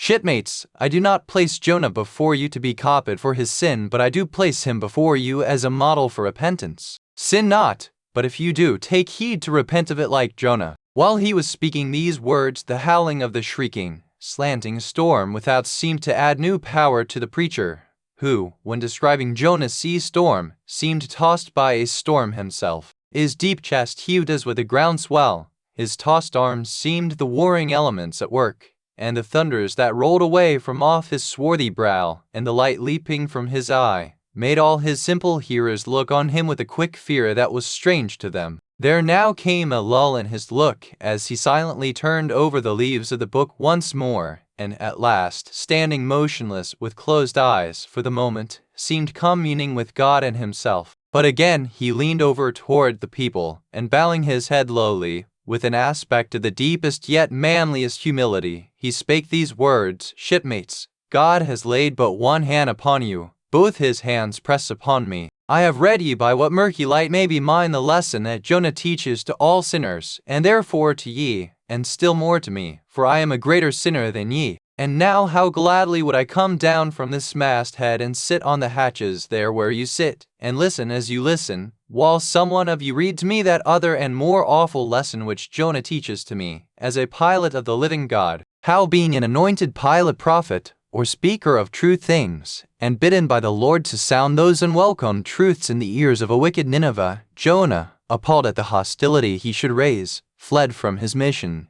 and sought to escape his duty and his God by taking ship at Joppa. But God is everywhere. Tarshish he never reached. As we have seen, God came upon him in the whale, and swallowed him down to living gulfs of doom, and with swift slantings tore him along into the midst of the seas, where the eddying depths sucked him 10,000 fathoms down, and the weeds were wrapped about his head, and all the watery world of woe bowled over him. Yet even then, beyond the reach of any plummet, out of the belly of hell when the whale grounded upon the ocean's utmost bones, even then, God heard the engulfed, repenting prophet when he cried. Then God spake unto the fish, and from the shuddering cold and blackness of the sea, the whale came breaching up toward the warm and pleasant sun, and all the delights of air and earth, and vomited out Jonah upon the dry land. When the word of the Lord came a second time, and Jonah, bruised and beaten his ears, like two seashells, still multitudinously murmuring of the ocean, Jonah did the Almighty's bidding. And what was that, shipmates? To preach the truth to the face of falsehood. That was it. This, shipmates, this is that other lesson, and woe to that pilot of the living God who slights it. Woe to him whom this world charms from gospel duty. Woe to him who seeks to pour oil upon the waters when God has brewed them into a gale. Woe to him who seeks to please rather than to appall. Woe to him whose good name is more to him than goodness. Woe to him who, in this world, courts not dishonor. Woe to him who would not be true, even though to be false were salvation. Yea, woe to him who, as the great pilot Paul has it, while preaching to others is himself a castaway. He dropped and fell away from himself for a moment, then lifting his face to them again, showed a deep joy in his eyes, as he cried out with a heavenly enthusiasm, But oh, shipmates, on the starboard hand of every woe there is a sure delight, and higher the top of that delight than the bottom of the woe is deep. Is not the main truck higher than the kelson is low? Delight is to him a far, far upward, and inward delight who against the proud gods and commodores of this earth ever stands forth his own inexorable self. Delight is to him whose strong arms yet support him when the ship of this base treacherous world has gone down beneath him. Delight is to him who gives no quarter in the truth, and kills, burns, and destroys all sin though he pluck it out from under the robes of senators and judges. Delight, top-gallant delight, is to him who acknowledges no law or lord, but the Lord his God, and is only a patriot to heaven. Delight is to him whom all the waves of the billows of the seas of the boisterous mob can never shake from this sure keel of the ages. An eternal delight and deliciousness would be his, who coming to lay him down, can say with his final breath, O Father, exclamation chiefly known to me by thy rod, mortal or immortal, here I die. I have striven to be thine, more than to be this world's, or mine own. Yet this is nothing, I leave eternity to thee. For what is man that he should live out the lifetime of his God? He said no more, but slowly waving a benediction, covered his face with his hands, and so remained kneeling till all the people had departed, and he was left alone in the place. Chapter 10. A Bosom Friend. Returning to the Spouter Inn from the chapel, I found Queequeg there quite alone, he having left the chapel before the benediction some time. He was sitting on a bench before the fire, with his feet on the stove hearth, and in one hand was holding close up to his face that little negro idol of his, peering hard into its face, and with a jackknife gently whittling away at its nose, meanwhile humming to himself in his heathenish way. But being now interrupted, he put up the image, and pretty soon, going to the table, took up a large book there, and placing it on his lap began counting the pages with deliberate regularity, at every 50th page, as I fancied, stopping a moment, looking vacantly around him, and giving utterance to a long-drawn gurgling whistle of astonishment. He would then begin again at the next 50, seeming to commence at number 1 each time,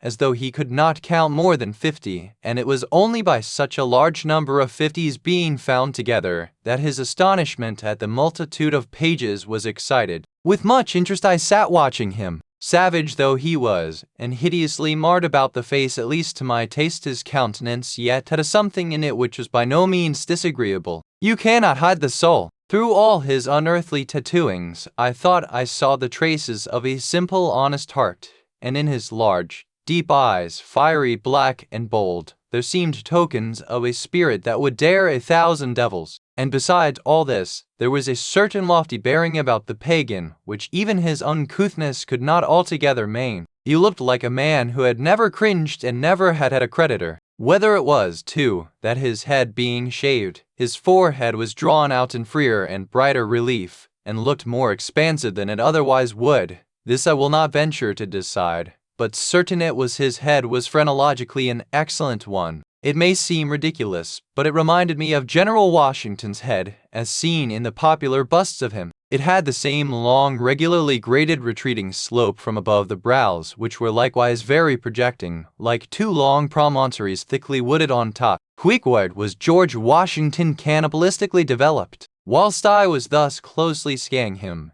half pretending meanwhile to be looking out at the storm from the casement, he never heeded my presence, never troubled himself with so much as a single glance, but appeared wholly occupied with counting the pages of the marvelous book. Considering how sociably we had been sleeping together the night previous, and especially considering the affectionate arm I had found thrown over me upon waking in the morning, I thought this indifference of his very strange. But savages are strange beings. At times you do not know exactly how to take them. At first they are overawing. Their calm self-collectedness of simplicity seems a Socratic wisdom. I had noticed also that Queequeg never consorted at all, or but very little, with the other seamen in the inn. He made no advances whatever, appeared to have no desire to enlarge the circle of his acquaintances. All this struck me as mighty singular, yet, upon second thoughts, there was something almost sublime in it. Here was a man some 20,000 miles from home, by the way of Cape Horn, that is, which was the only way he could get there, thrown among people as strange to him as though he were in the planet Jupiter, and yet he seemed entirely at his ease, preserving the utmost serenity,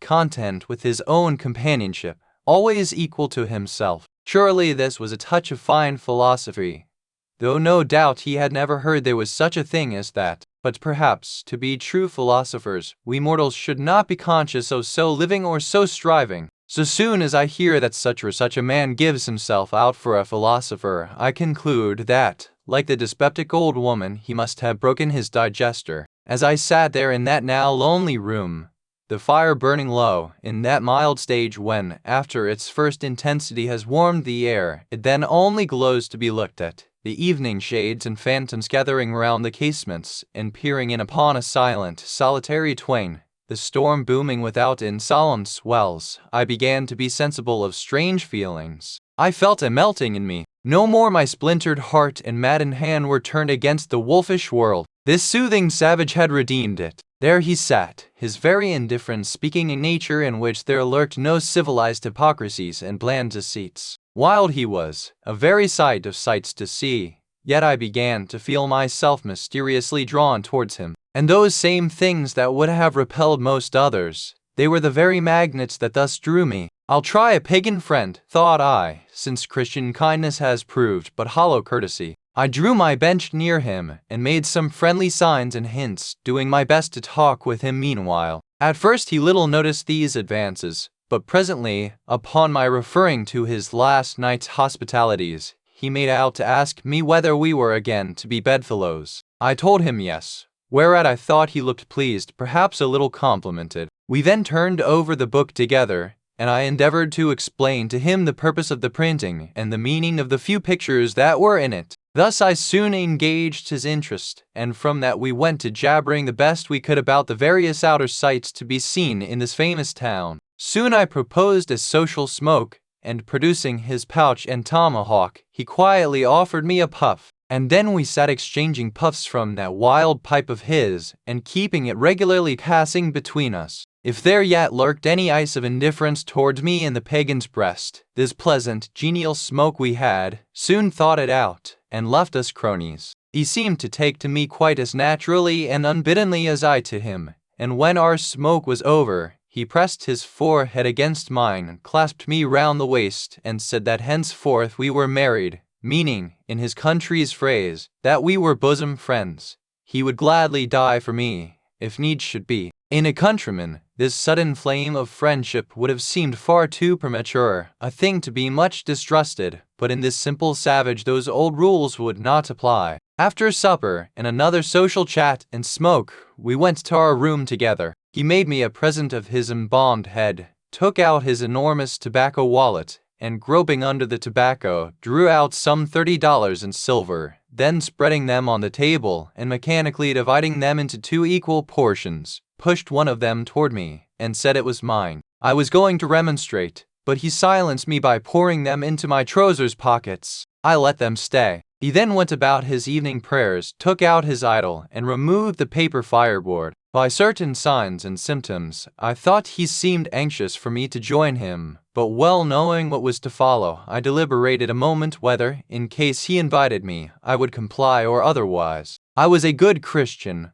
born and bred in the bosom of the infallible Presbyterian Church. How then could I unite with this wild idolater in worshipping his piece of wood? But what is worship? Thought I. Do you suppose now, Ishmael, that the magnanimous God of heaven and earth, pagans and all included, can possibly be jealous of an insignificant bit of black wood? Impossible! But what is worship to do the will of God that is worship? And what is the will of God to do to my fellow man what I would have my fellow man to do to me that is the will of God? Now, Queequeg is my fellow man, and what do I wish that this Queequeg would do to me? Why, unite with me in my particular Presbyterian form of worship. Consequently, I must then unite with him in his.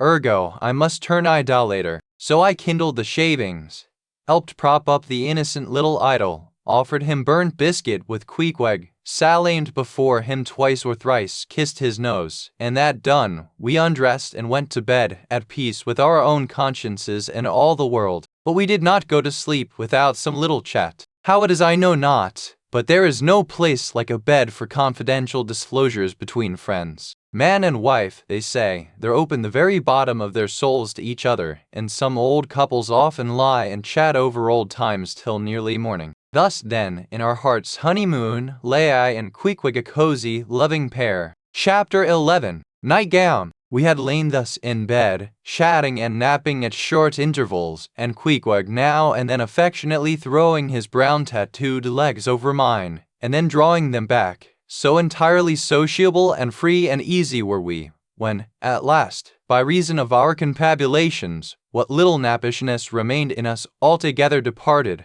and we felt like getting up again, though daybreak was yet some way down the future. Yes, we became very wakeful, so much so that our recumbent position began to grow wearisome, and by little and little we found ourselves sitting up, the clothes well tucked around us, leaning against the headboard with our 4 knees drawn up close together, and our 2 noses bending over them, as if our knee ends were warming pans. We felt very nice and snug, the more so since it was so chilly out of doors, indeed out of bedclothes too, seeing that there was no fire in the room. The more so, I say, because truly to enjoy bodily warmth, some small part of you must be cold, for there is no quality in this world that is not what it is merely by contrast. Nothing exists in itself. If you flatter yourself that you are all over comfortable, and have been so a long time, then you cannot be said to be comfortable anymore. But if, like Queequeg and me in the bed, the tip of your nose or the crown of your head be slightly chilled, why then,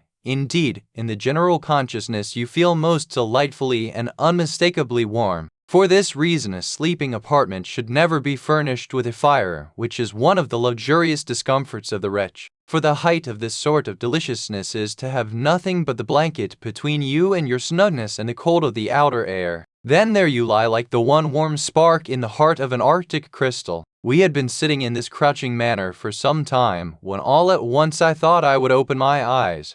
For when between sheets, whether by day or by night, and whether asleep or awake, I have a way of always keeping my eyes shut, in order the more to concentrate the snugness of being in bed. Because no man can ever feel his own identity aright except his eyes be closed, as if darkness were indeed the proper element of our essences, though light be more congenial to our clay part. Upon opening my eyes then, and coming out of my own pleasant and self-created darkness into the imposed and coarse outer gloom of the unilluminated 12 o'clock at night, I experienced a disagreeable revulsion. Nor did I at all object to the hint from Queequeg that perhaps it were best to strike a light, seeing that we were so wide awake, and besides he felt a strong desire to have a few quiet puffs from his tomahawk. Be it said, that though I had felt such a strong repugnance to his smoking in the bed the night before, yet see how elastic our stiff prejudices grow when love once comes to bend them. For now I liked nothing better than to have Queequeg smoking by me, even in bed, because he seemed to be full of such serene household joy then. I no more felt unduly concerned for the landlord's policy of insurance. I was only alive to the condensed confidential comfortableness of sharing a pipe and a blanket with a real friend.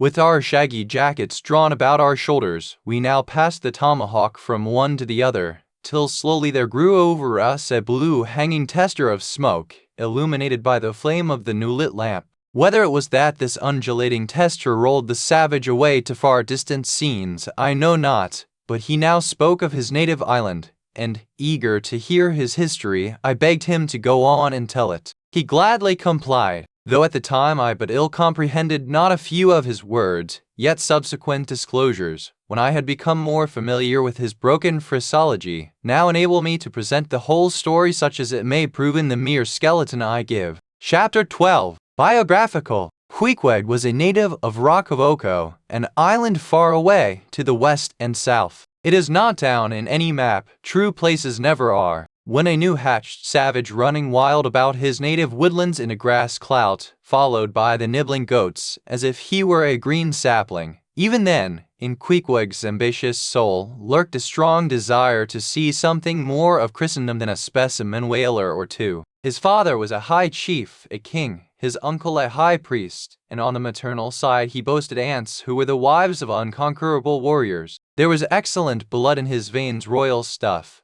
though sadly vitiated, I fear, by the cannibal propensity he nursed in his untutored youth. A Sag Harbor ship visited his father's bay, and Queequeg sought a passage to Christian lands. But the ship, having her full complement of seamen, spurned his suit, and not all the king his father's influence could prevail. But Queequeg vowed a vow. Alone in his canoe, he paddled off to a distant strait, which he knew the ship must pass through when she quitted the island. On one side was a coral reef, on the other a low tongue of land, covered with mangrove thickets that grew out into the water. Hiding his canoe, still afloat, among these thickets, with its prow seaward, he sat down in the stern, paddle low in hand, and when the ship was gliding by, like a flash he darted out, gained her side, with one backward dash of his foot capsized and sank his canoe, climbed up the chains, and throwing himself at full length upon the deck, grappled a ring bolt there, and swore not to let it go,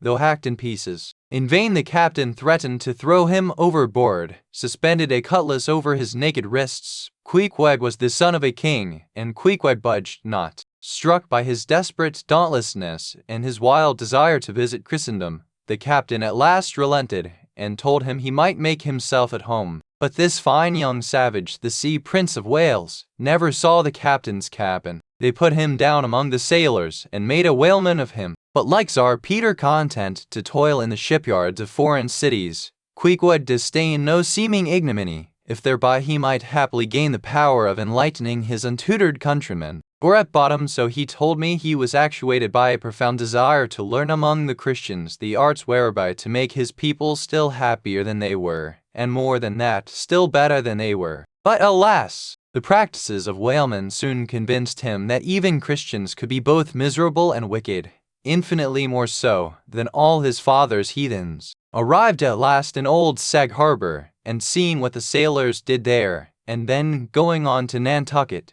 and seeing how they spent their wages in that place also, poor Queequeg gave it up for lost. Thought he, it's a wicked world in all meridians, I'll die a pagan. And thus an old idolater at heart, he yet lived among these Christians, wore their clothes, and tried to talk their gibberish. Hence the queer ways about him, though now some time from home. By hints, I asked him whether he did not propose going back and having a coronation, since he might now consider his father dead and gone, he being very old and feeble at the last accounts. He answered no, not yet, and added that he was fearful Christianity, or rather Christians, had unfitted him for ascending the pure and undefiled throne of 30 pagan kings before him. But by and by, he said, he would return as soon as he felt himself baptized again. For the non-sea, however, he proposed to sail about, and sow his wild oats in all 4 oceans. They had made a harpooner of him, and that barbed iron was in lieu of a scepter now. I asked him what might be his immediate purpose touching his future movements. He answered to go to sea again in his old vocation. Upon this, I told him that whaling was my own design, and informed him of my intention to sail out of Nantucket, as being the most promising port for an adventurous whaleman to embark from. He at once resolved to accompany me to that island, ship aboard the same vessel, get into the same watch, the same boat, the same mess with me. In short, to share my every hap, with both my hands in his, boldly dip into the potluck of both worlds. To all this I joyously assented, for besides the affection I now felt for Queequeg, he was an experienced harpooner, and as such, could not fail to be of great usefulness to one who, like me, was wholly ignorant of the mysteries of whaling, though well acquainted with the sea, as known to merchant seamen. His story being ended with his pipe's last dying puff, Queequeg embraced me, pressed his forehead against mine, and blowing out the light, we rolled over from each other, this way and that, and very soon were sleeping. Chapter 13. Wheelbarrow. Next morning, Monday, after disposing of the embalmed head to a barber for a block, I settled my own and comrade's bill, using, however, my comrade's money. The grinning landlord, as well as the boarders, seemed amazingly tickled at the sudden friendship which had sprung up between me and Queequeg, especially as Peter Coffin's cock and bull stories about him had previously so much alarmed me concerning the very person whom I now accompanied with. We borrowed a wheelbarrow, and embarking our things, including my own poor carpet bag, and Queequeg's canvas sack and hammock, away we went down to the Moss, the little Nantucket packet schooner moored at the wharf. As we were going along, the people stared, not at Queequeg so much, for they were used to seeing cannibals like him in their streets, but at seeing him and me upon such confidential terms. But we heeded them not, going along wheeling the barrow by turns, and Queequeg now and then stopping to adjust the sheath on his harpoon barbs.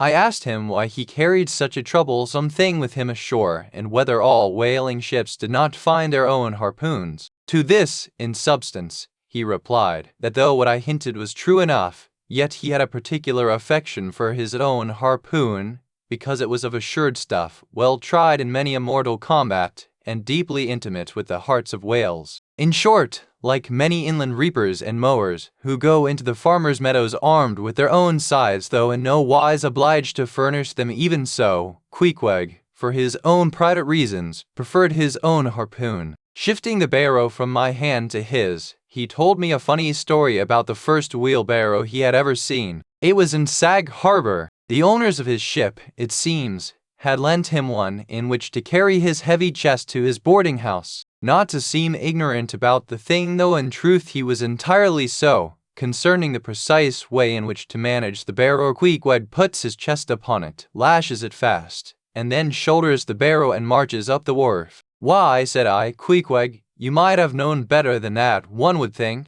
Didn't the people laugh? Upon this, he told me another story. The people of his island of Rockavoco, it seems, at their wedding feasts expressed the fragrant water of young coconuts into a large stained calabash like a punch bowl, and this punch bowl always forms the great central ornament on the braided mat where the feast is held. Now a certain grand merchant ship once touched at Rockavoco, and its commander, from all accounts, a very stately, punctilious gentleman, at least for a sea captain. This commander was invited to the wedding feast of Queequeg's sister, a pretty young princess just turned of 10. Well, when all the wedding guests were assembled at the bride's bamboo cottage, this captain marches in, and being assigned the post of honor, placed himself over against the punch bowl, and between the high priest and his majesty the king, Queequeg's father. Grace being said, for those people have their grace as well as we, though Queequeg told me that, unlike us, who at such times look downwards to our platters,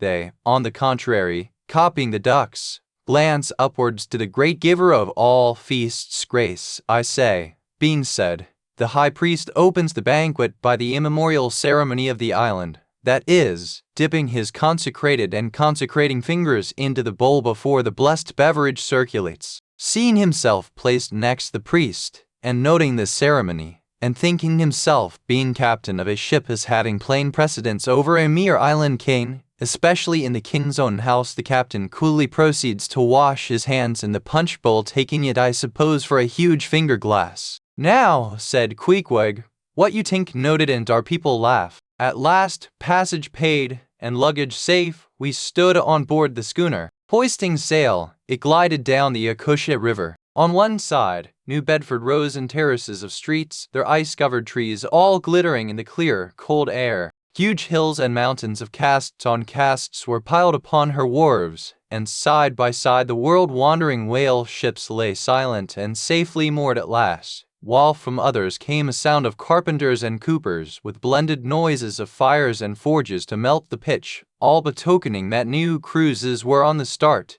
that one most perilous and long voyage ended, only begins a second, and a second ended, only begins a third, and so on, forever and for aye. Such is the endlessness, yea, the intolerableness of all earthly effort. Gaining the more open water, the bracing breeze waxed fresh, the little moss tossed the quick foam from her bows as a young colt his snortings. How I snuffed that Tartar air! Exclamation. How I spurned that turnpike earth! Exclamation. That common highway all over dented with the marks of slavish heels and hoofs, and turned me to admire the magnanimity of the sea, which will permit no records. At the same foam fountain, Queequeg seemed to drink and reel with me. His dusky nostrils swelled apart. He showed his filed and pointed teeth. On we flew, and our offing gained. The moss did homage to the blast, ducked and dived her bows as a slave before the Sultan. Sideways leaning, we sideways darted, every rope yarn tingling like a wire, the two tall masts buckling like Indian canes in land tornadoes. So full of this reeling scene were we, as we stood by the plunging bowsprit, that for some time we did not notice the jeering glances of the passengers, a lubber-like assembly, who marveled that two fellow beings should be so companionable, as though a white man were anything more dignified than a whitewashed Negro. But there were some boobies and bumpkins there, who, by their intense greenness, must have come from the heart and center of all verdure. Queequeg caught one of these young saplings mimicking him behind his back. I thought the bumpkin's hour of doom was come. Dropping his harpoon, the brawny savage caught him in his arms, and by an almost miraculous dexterity and strength, sent him high up bodily into the air. Then slightly tapping his stern in mid-somerset, the fellow landed with bursting lungs upon his feet, while Queequeg, turning his back upon him, lighted his tomahawk pipe and passed it to me for a puff. "Hatte, hatte!" yelled the bumpkin, running toward that officer. Captain, here's the devil." "Hallo, you sir," cried the captain, a gaunt rib of the sea, stalking up to Queequeg. "What in thunder do you mean by that? Don't you know you might have killed that chap?" "What then say?" said Queequeg, as he mildly turned to me. "You say," said I, "that you came near killee that man there," pointing to the still shivering greenhorn. "Killee!" cried Queequeg, twisting his tattooed face into an unearthly expression of disdain. "Ah, him bevy smally fishy." "Queequeg, no, killee so smally fishy." "Queequeg, killee big whale." "Look you," roared the captain, "I'll kill you, you cannibal, if you try any more of your tricks aboard here, so mind your eye." But it so happened just then that it was high time for the captain to mind his own eye. The prodigious strain upon the mainsail had parted the weather sheet, and the tremendous boom was now flying from side to side, completely sweeping the entire after part of the deck. The poor fellow whom Queequeg had handled so roughly was swept overboard. All hands were in a panic, and to attempt snatching at the boom to stay it seemed madness. It flew from right to left and back again, almost in one ticking of a watch, and every instant seemed on the point of snapping into splinters. Nothing was done, and nothing seemed capable of being done. Those on deck rushed toward the bows, and stood eyeing the boom as if it were the lower jaw of an exasperated whale. In the midst of this consternation,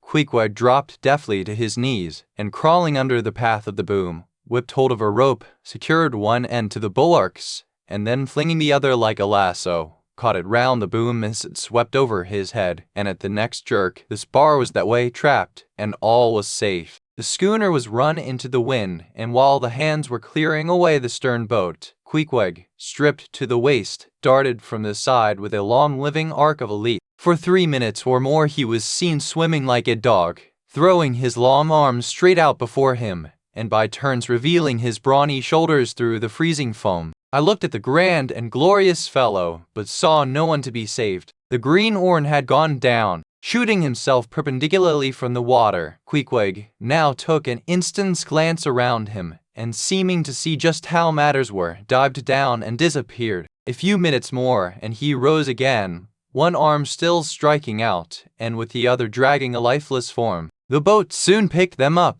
The poor bumpkin was restored. All hands voted Queequeg a noble trump. The captain begged his pardon. From that hour I clove to Queequeg like a barnacle. Yea, till poor Queequeg took his last long dive. Was there ever such unconsciousness? He did not seem to think that he at all deserved a medal from the humane and magnanimous societies. He only asked for water, fresh water, something to wipe the brine off. That done, he put on dry clothes, lighted his pipe, and leaning against the bulwarks and mildly eyeing those around him, seemed to be saying to himself, "It's a mutual, joint stock world, in all meridians. We cannibals must help these Christians."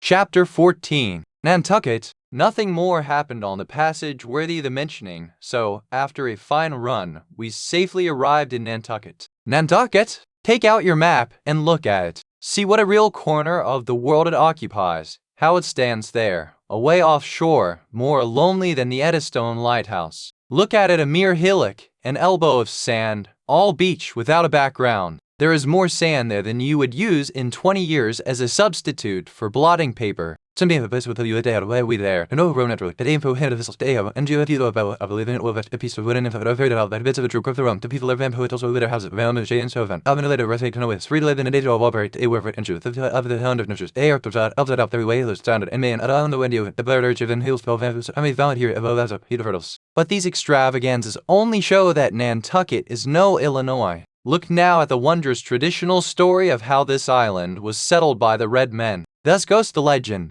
In olden times, an eagle swooped down upon the New England coast and carried off an infant Indian in his talons. With loud lament the parents saw their child born out of sight over the wide waters. They resolved to follow in the same direction. Setting out in their canoes, after a perilous passage, they discovered the island, and there they found an empty ivory casket, the poor little Indian's skeleton. What wonder, then, that these Nantucketers, born on a beach, should take to the sea for a livelihood. They first caught crabs and quahogs in the sand. Grown bolder, they waded out with nets for mackerel. More experienced, they pushed off in boats and captured cod, and at last, launching a navy of great ships on the sea, explored this watery world, put an incessant belt of circumnavigations round it, peeped in at Behring's Straits, and in all seasons and all oceans declared everlasting war with the mightiest animated mass that has survived the flood, most monstrous and most mountainous, that Himalayan salt sea mastodon, clothed with such portentousness of unconscious power that his very panics are more to be dreaded than his most fearless and malicious assaults. And thus have these naked Nantucketers, these sea hermits, issuing from their ant-hill in the sea,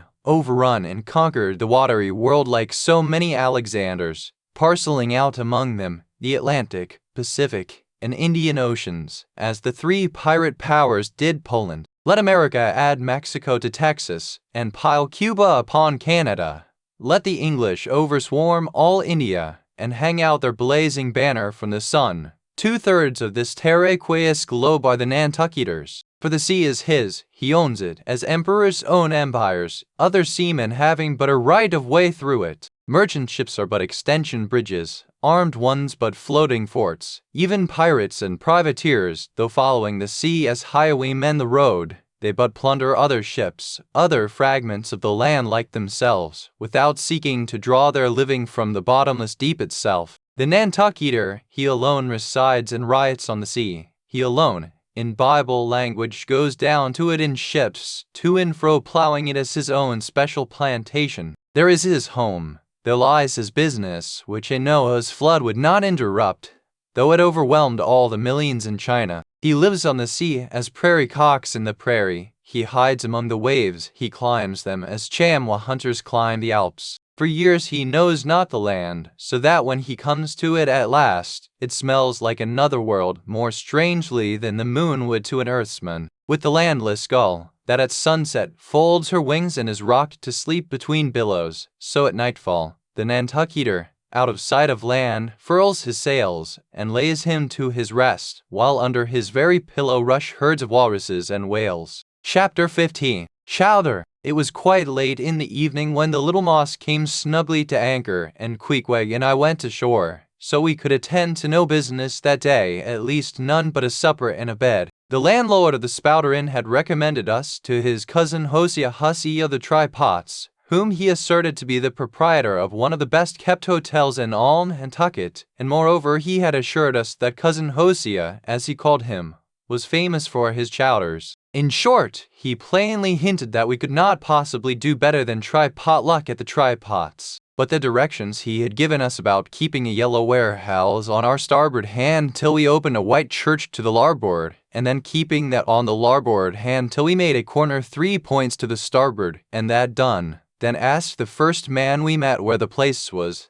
These crooked directions of his very much puzzled us at first, especially as, at the outset, Queequeg insisted that the yellow warehouse, our first point of departure, must be left on the larboard hand, whereas I had understood Peter Coffin to say it was on the starboard. However, by dint of beating about a little in the dark, and now and then knocking up a peaceable inhabitant to inquire the way, we at last came to something which there was no mistaking. 2 enormous wooden pots painted black, and suspended by asses' ears, swung from the cross trees of an old topmast, planted in front of an old doorway. The horns of the cross trees were sawed off on the other side, so that this old topmast looked not a little like a gallows. Perhaps I was oversensitive to such impressions at the time, but I could not help staring at this gallows with a vague misgiving. A sort of crick was in my neck as I gazed up to the 2 remaining horns. Yes, 2 of them, one for Queequeg and one for me. It's ominous, thinks I. A coffin my innkeeper upon landing in my first whaling port,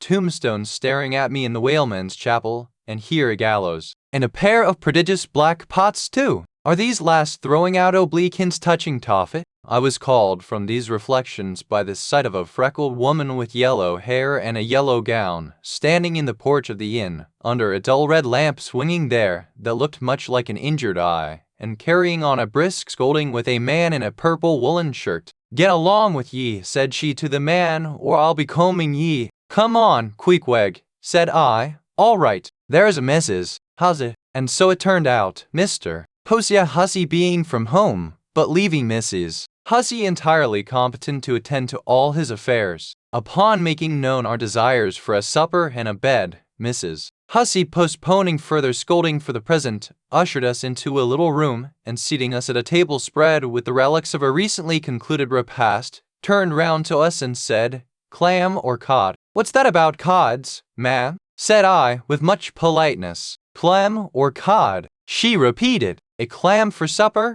A cold clam? Is that what you mean, Mrs. Huffet?" says I. "But that's a rather cold and clammy reception in the winter time, ain't it, Mrs. Hussey?" But being in a great hurry to resume scolding the man in the purple shirt, who was waiting for it in the entry, and seeming to hear nothing but the word clam, Mrs. Hussy hurried towards an open door leading to the kitchen and, bawling out "clam for two," disappeared. "Queequeg," said I, "do you think that we can make out a supper for us both on one clam?" However, a warm, savory steam from the kitchen served to belie the apparently cheerless prospect before us. But when that smoking chowder came in, the mystery was delightfully explained. "Oh, sweet friends, hearken to me." It was made of small juicy clams, scarcely bigger than hazelnuts, mixed with pounded ship biscuit and salted pork cut up into little flakes, the whole enriched with butter and plentifully seasoned with pepper and salt. Our appetites being sharpened by the frosty voyage, and in particular, Queequeg seeing his favorite fishing food before him,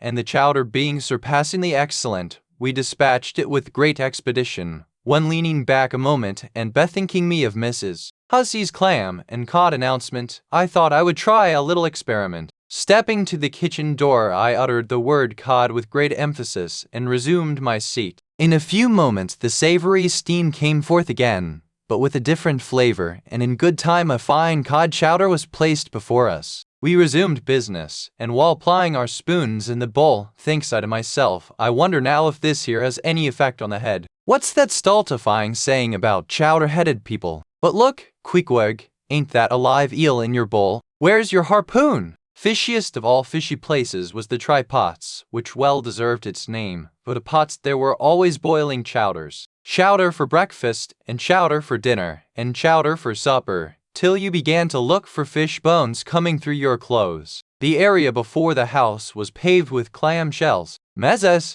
Hussy wore a polished necklace of codfish vertebrae, and Hosea Hussy had his account books bound in superior old shark skin. There was a fishy flavor to the milk, too, which I could not at all account for, till one morning, happening to take a stroll along the beach among some fishermen's boats, I saw Hosea's brindled cow feeding on fish remnants, and marching along the sand with each foot in a cod's decapitated head, looking very slipshod, I assure ye. Supper concluded, we received a lamp and directions from Mrs. Hussy concerning the nearest way to bed, but as Queequeg was about to precede me up the stairs, the lady reached forth her arm and demanded his harpoon. She allowed no harpoon in her chambers. "Why not?" said I. "Every true whaleman sleeps with his harpoon, but why not?" "Because it's dangerous," says she. "Ever since young Stig's coming from that unfortunate voyage of his, when he was gone 4 years and a half, with only 3 barrels of oil, was found dead in my first floor back, with his harpoon in his side. Ever since then I allow no boarders to take sich dangerous weapons in their rooms at night. So, Mr. Queequeg, for she had learned his name, I will just take this here iron, and keep it for you till morning. But the chowder, clam or cod tomorrow for breakfast, men?" "Both," says I, "and let's have a couple of smoked herring by way of variety." Chapter 16. The shove. In bed we concocted our plans for tomorrow, but to my surprise and no small concern, Queequeg now gave me to understand that he had been diligently consulting Yojo the name of his black little god, and Yojo had told him 2 or 3 times over, and strongly insisted upon it every way, that instead of our going together among the whaling fleet in harbor, and in concert selecting our craft, instead of this, I say, Yojo earnestly enjoined that the selection of the ship should rest wholly with me, inasmuch as Yojo purposed befriending us, and, in order to do so, had already pitched upon a vessel, which, if left to myself, I, Ishmael, should infallibly light upon, for all the world as though it had turned out by chance, and in that vessel I must immediately ship myself, for the present irrespective of Queequeg. I have forgotten to mention that, in many things, Queequeg placed great confidence in the excellence of Yojo's judgment and surprising forecast of things, and cherished Yojo with considerable esteem, as a rather good sort of god, who perhaps meant well enough upon the whole, but in all cases did not succeed in his benevolent designs. Now, this plan of Queequeg's, or rather Yojo's, touching the selection of our craft, I did not like that plan at all. I had not a little relied upon Queequeg's sagacity to point out the whaler best fitted to carry us and our fortunes securely, but as all my remonstrances produced no effect upon Queequeg, I was obliged to acquiesce, and accordingly prepared to set about this business with a determined rushing sort of energy and vigor that should quickly settle that trifling little affair. Next morning early, leaving Queequeg shut up with Yojo in our little bedroom, for it seemed that it was some sort of Lent or Ramadan, or day of fasting, humiliation, and prayer with Queequeg and Yojo that day. How it was I never could find out, for, though I applied myself to it several times, I never could master his liturgies and Roman 39 articles. Leaving Queequeg, then, fasting on his tomahawk pipe, and Yojo warming himself at his sacrificial fire of shavings, I sallied out among the shipping. After much prolonged sauntering and many random inquiries, I learnt that there were 3 ships up for 3 years' voyages: the Devil Dam, the Titbit, and the Pequod. Devil Dam I do not know the origin of. Titbit is obvious. Pequod, you will no doubt remember, was the name of a celebrated tribe of Massachusetts Indians, now extinct as the ancient Medes. I peered and pried about the Devil Dam, from her hopped over to the Titbit, and finally, going on board the Pequod, looked around her for a moment, and then decided that this was the very ship for us. You may have seen many a quaint craft in your day, for aught I know, square-toed luggers, mountainous Japanese junks, butterbox galliots, and what not, but take my word for it, you never saw such a rare old craft as this same rare old Pequod. She was a ship of the old school, rather small if anything, with an old-fashioned claw-footed look about her. Long seasoned and weather-stained in the typhoons and calms of all 4 oceans, her old hull's complexion was darkened like a French grenadier's, who has alike fought in Egypt and Siberia. Her venerable bows looked bearded, her masts cut somewhere on the coast of Japan, where her original ones were lost overboard in a gale. Her masts stood stiffly up like the spines of the 3 old kings of Cologne.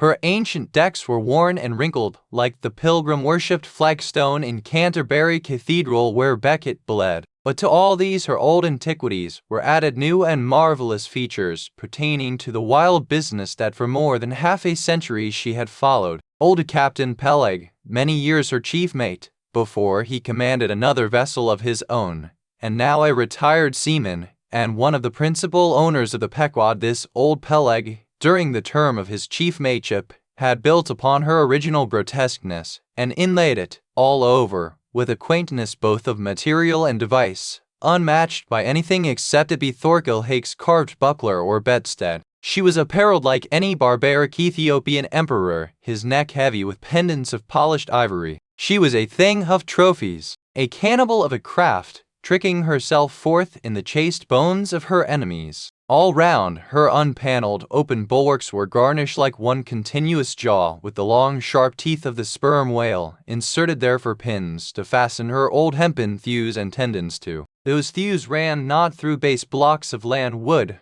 but deftly travelled over sheaves of sea ivory. Scorning a turnstile wheel at her reverend helm, she sported there a tiller, and that tiller was in one mass, curiously carved from the long, narrow lower jaw of her hereditary foe. The helmsman who steered by that tiller in a tempest felt like the Tartar when he holds back his fiery steed by clutching its jaw. A noble craft, but somehow almost melancholy. All noble things are touched with that. Now when I looked about the quarter-deck for someone having authority, in order to propose myself as a candidate for the voyage, at first I saw nobody, but I could not well overlook a strange sort of tent, or rather wigwam, pitched a little behind the main mast. It seemed only a temporary erection used in port. It was of a conical shape, some 10 feet high, consisting of the long, huge slabs of limber black bone taken from the middle and highest part of the jaws of the right whale, planted with their broad ends on the deck. A circle of these slabs laced together,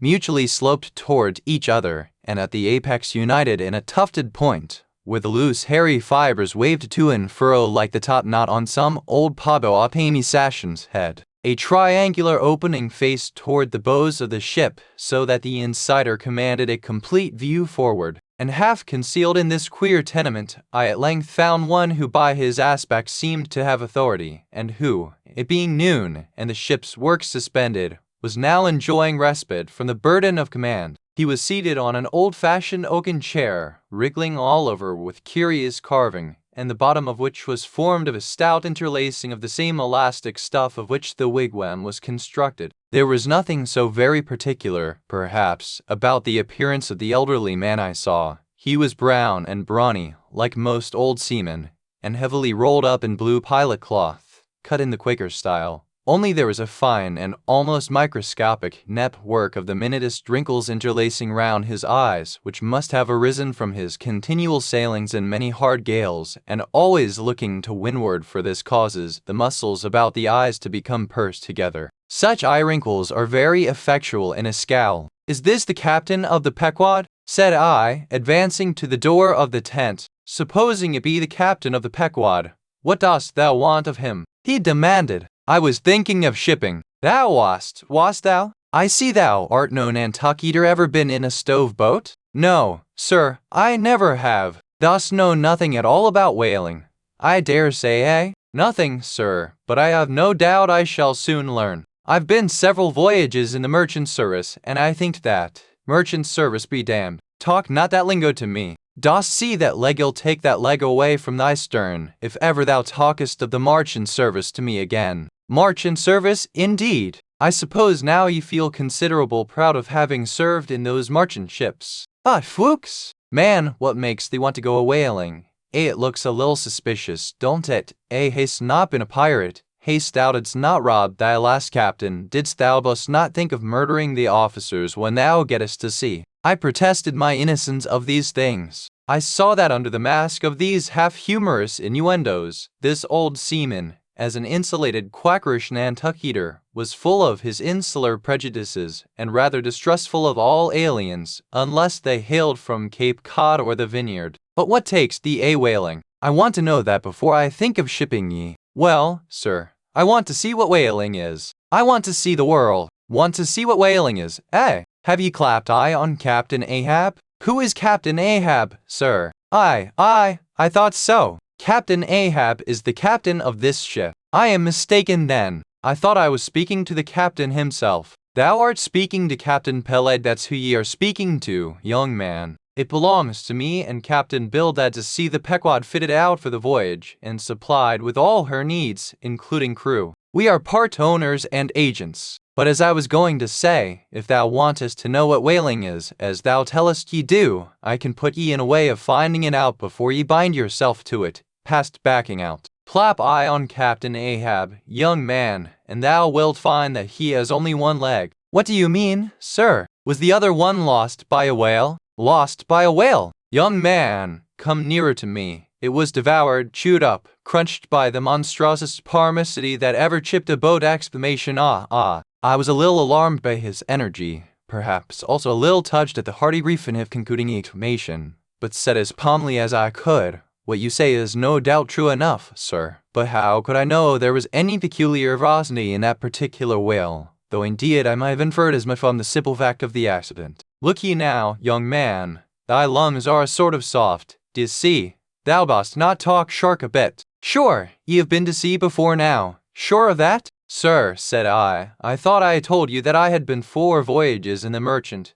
Hard down out of that. Mind what I said about the marchant service. Don't aggravate me, I won't have it. But let us understand each other. I have given thee a hint about what whaling is. Do ye yet feel inclined for it?" "I do, sir." "Very good. Now, art thou the man to pitch a harpoon down a live whale's throat, and then jump after it? Answer, quick!" "I am, sir, if it should be positively indispensable to do so.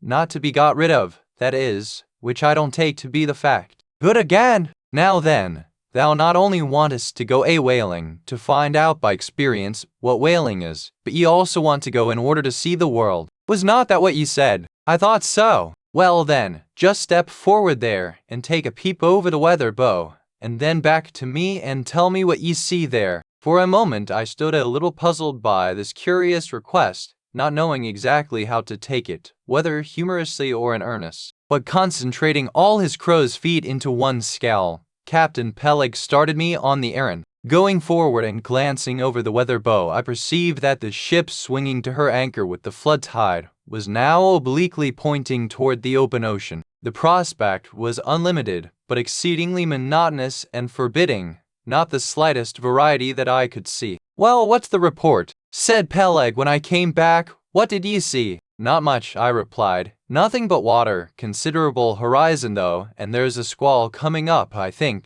"Well, what dost thou think then of seeing the world?" Do you wish to go round Cape Horn to see any more of it, eh? Can't you see the world where you stand? I was a little staggered, but go a-whaling I must, and I would, and the Pequod was as good a ship as any I thought the best, and all this I now repeated to Peleg. Seeing me so determined, he expressed his willingness to ship me. And thou mayest as well sign the papers right off, he added, come along with ye. And so saying, he led the way below deck into the cabin. Seated on the transom was what seemed to me a most uncommon and surprising figure. It turned out to be Captain Bildad, who along with Captain Peleg was one of the largest owners of the vessel, the other sharers, as is sometimes the case in these ports, being held by a crowd of old annuitants, widows, fatherless children, and chancery wards, each owning about the value of a timber head, or a foot of plank, or a nail or two in the ship. People in Nantucket invest their money in whaling vessels, the same way that you do yours in approved state stocks bringing in good interest. Now, Bildad, like Peleg, and indeed many other Nantucketers, was a Quaker, the island having been originally settled by that sect, and to this day its inhabitants in general retain in an uncommon measure the peculiarities of the Quaker, only variously and anomalously modified by things altogether alien and heterogeneous. For some of these same Quakers are the most sanguinary of all sailors and whale hunters. They are fighting Quakers. They are Quakers with a vengeance. So that there are instances among them of men who, named with Scripture names a singularly common fashion on the island and in childhood naturally imbibing the stately dramatic thee and thou of the Quaker idiom, still, from the audacious, daring, and boundless adventure of their subsequent lives, strangely blend with these unoutgrown peculiarities, a thousand bold dashes of character, not unworthy a Scandinavian sea king or a poetical pagan Roman. And when these things unite in a man of greatly superior natural force, with a globular brain and a ponderous heart, who has also by the stillness and seclusion of many long night watches in the remotest waters and beneath constellations never seen here at the north, been led to think untraditionally and independently, receiving all nature's sweet or savage impressions fresh from her own virgin voluntary and confiding breast, and thereby chiefly, but with some help from accidental advantages, to learn a bold and nervous lofty language that man makes one in a whole nation's census a mighty pageant creature, formed for noble tragedies, nor will it at all detract from him dramatically regarded, if either by birth or other circumstances he have what seems a half-willful overruling morbidness at the bottom of his nature, for all men tragically great are made so through a certain morbidness. Be sure of this, O young ambition, all mortal greatness is but disease, but as yet we have not to do with such an one, but with quite another, and still a man, who, if indeed peculiar, it only results again from another phase of the Quaker, modified by individual circumstances. Like Captain Peleg, Captain Bildad was a well-to-do, retired whaleman, but unlike Captain Peleg, who cared not a rush for what are called serious things, and indeed deemed those self-same serious things the veriest of all trifles, Captain Bildad had not only been originally educated according to the strictest sect of Nantucket Quakerism, but all his subsequent ocean life, and the sight of many unclad, lovely island creatures, round the Horn, all that had not moved this native-born Quaker one single jot, had not so much as altered one angle of his vest. Still, for all this immutableness, was there some lack of common consistency about worthy Captain Bildad, though refusing, from conscientious scruples, to bear arms against land invaders, yet himself had illimitably invaded the Atlantic and Pacific, and though a sworn foe to human bloodshed, yet had he in his straight-bodied coat spilled tons upon tons of Leviathan gore. How now in the contemplative evening of his days, the pious Bildad reconciled these things in the reminiscence I do not know, but it did not seem to concern him much, and very probably he had long since come to the sage and sensible conclusion that a man's religion is one thing, and this practical world quite another. This world pays dividends. Rising from a little cabin boy in short clothes of the drabbest drab, to a harpooner in a broad shad-bellied waistcoat,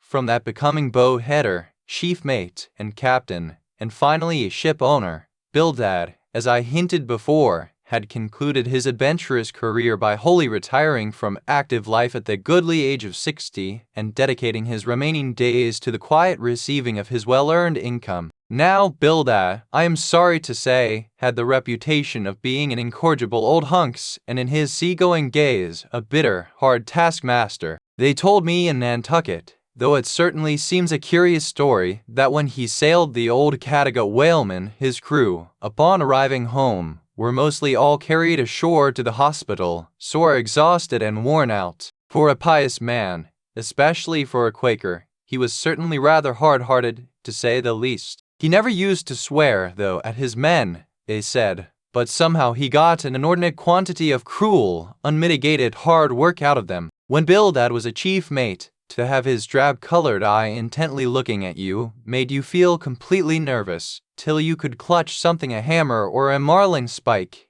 and go to work like mad, at something or other, never mind what. Indolence and idleness perished before him. His own person was the exact embodiment of his utilitarian character. On his long, gaunt body he carried no spare flesh, no superfluous beard, his chin having a soft, economical nap to it, like the worn nap of his broad-brimmed hat. Such, then, was the person that I saw seated on the transom when I followed Captain Peleg down into the cabin. The space between the decks was small, and there, bolt upright, sat old Bildad, who always sat so, and never leaned, and this to save his coat tails. His broad brim was placed beside him, his legs were stiffly crossed, his drab vesture was buttoned up to his chin, and spectacles on nose. He seemed absorbed in reading from a ponderous volume. "Bildad," cried Captain Peleg, at it again.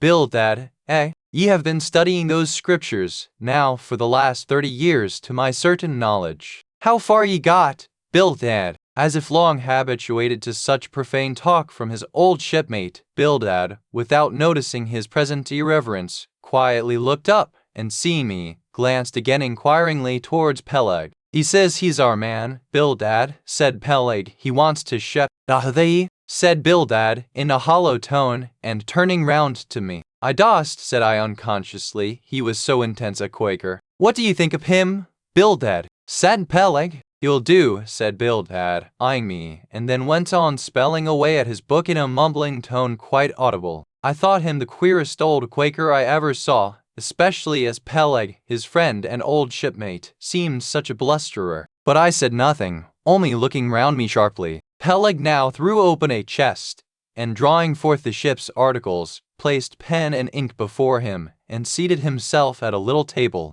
I began to think it was high time to settle with myself at what terms I would be willing to engage for the voyage. I was already aware that in the whaling business they paid no wages, but all hands, including the captain, received certain shares of the profits called lays, and that these lays were proportioned to the degree of importance pertaining to the respective duties of the ship's company. I was also aware that being a green hand at whaling, my own lay would not be very large, but considering that I was used to the sea, could steer a ship, splice a rope, and all that, I made no doubt that from all I had heard I should be offered at least the 275th lay, that is, the 275th part of the clear, net proceeds of the voyage, whatever that might eventually amount to. And though the 275th lay was what they call a rather low lay, yet it was better than nothing. And if he had a lucky voyage, might pretty nearly pay for clothing I would wear out on it, not to become my 3 years' leave and ord, for I would not have to pay one diver. It might be thought that this was a poor way to accumulate a princely fortune, and so it was, a very poor way indeed. But I am one of those that never take on about princely fortunes, and am quite content if the world is ready to board and lodge me, while I am putting up at this grim sign of the thundercloud. Upon the whole, I thought that the 275th lay would be about the fair thing, but would not have been surprised had I been offered the 200th, considering I was of a broad-shouldered make. But one thing, nevertheless, that made me a little distrustful about receiving a generous share of the profits was this. Ashore, I had heard something of both Captain Peleg and his unaccountable old crony Bildad, how that they being the principal proprietors of the Pequod, therefore the other and more inconsiderable and scattered owners, left nearly the whole management of the ship's affairs to these two, and I did not know but what this stingy old Bildad might have a mighty deal to say about shipping hands, especially as I now found him on board the Pequod, quite at home there in the cabin, and reading his Bible as if at his own fireside. Now, while Peleg was vainly trying to mend a pin with his jackknife, old Bildad, to my no small surprise, considering that he was such an interested party in these proceedings, Bildad never heeded us, but went on mumbling to himself out of his book, "Lay not up for yourselves treasures upon earth, where moth—" "Well, Captain Bildad," interrupted Peleg, "what do you say? What lay shall we give this young man?" "Thou knowest best," was the sepulchral reply. "The 777th wouldn't be too much, would it? Where moth and rust do corrupt, but lay, indeed, thought I, and such a lay. The 777th. Well, old Bildad, you are determined that I, for one, shall not lay up many lays here below, where moth and rust do corrupt." It was an exceedingly long lay that, indeed,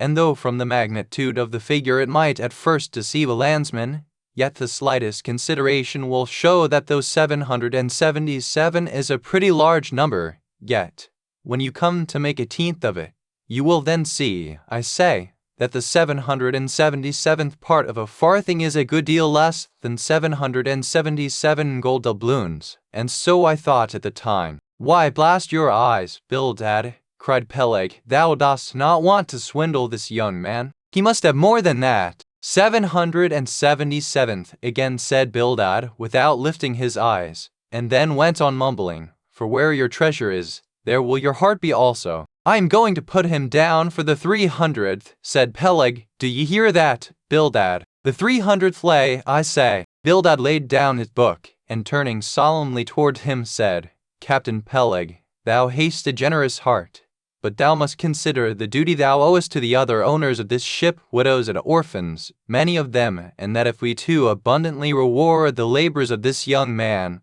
we may be taking the bread from those widows and those orphans." "The 777th lay, Captain Peleg." "Thou Bildad!" roared Peleg, starting up and clattering about the cabin. "The last ye, Captain Bildad, if I had followed thy advice in these matters, I would afore now had a conscience to look about that would be heavy enough to found the largest ship that ever sailed round Cape Horn." "Captain Peleg," said Bildad steadily, "thy conscience may be drawing 10 inches of water, or 10 fathoms, I can't tell, but as thou art still an impenitent man, Captain Peleg, I greatly fear lest thy conscience be but a leaky one, and will in the end sink thee foundering down to the fiery pit, Captain Peleg." "Fiery pit! Fiery pit! Ye insult me, man, past all natural bearing, ye insult me. It's an all-fired outrage to tell any human creature that he's bound to hell." "Flukes and flames! Bildad, say that again to me, and start my soul bolts, but I'll swallow a live goat with all his hair and horns on. Out of the cabin, ye canting,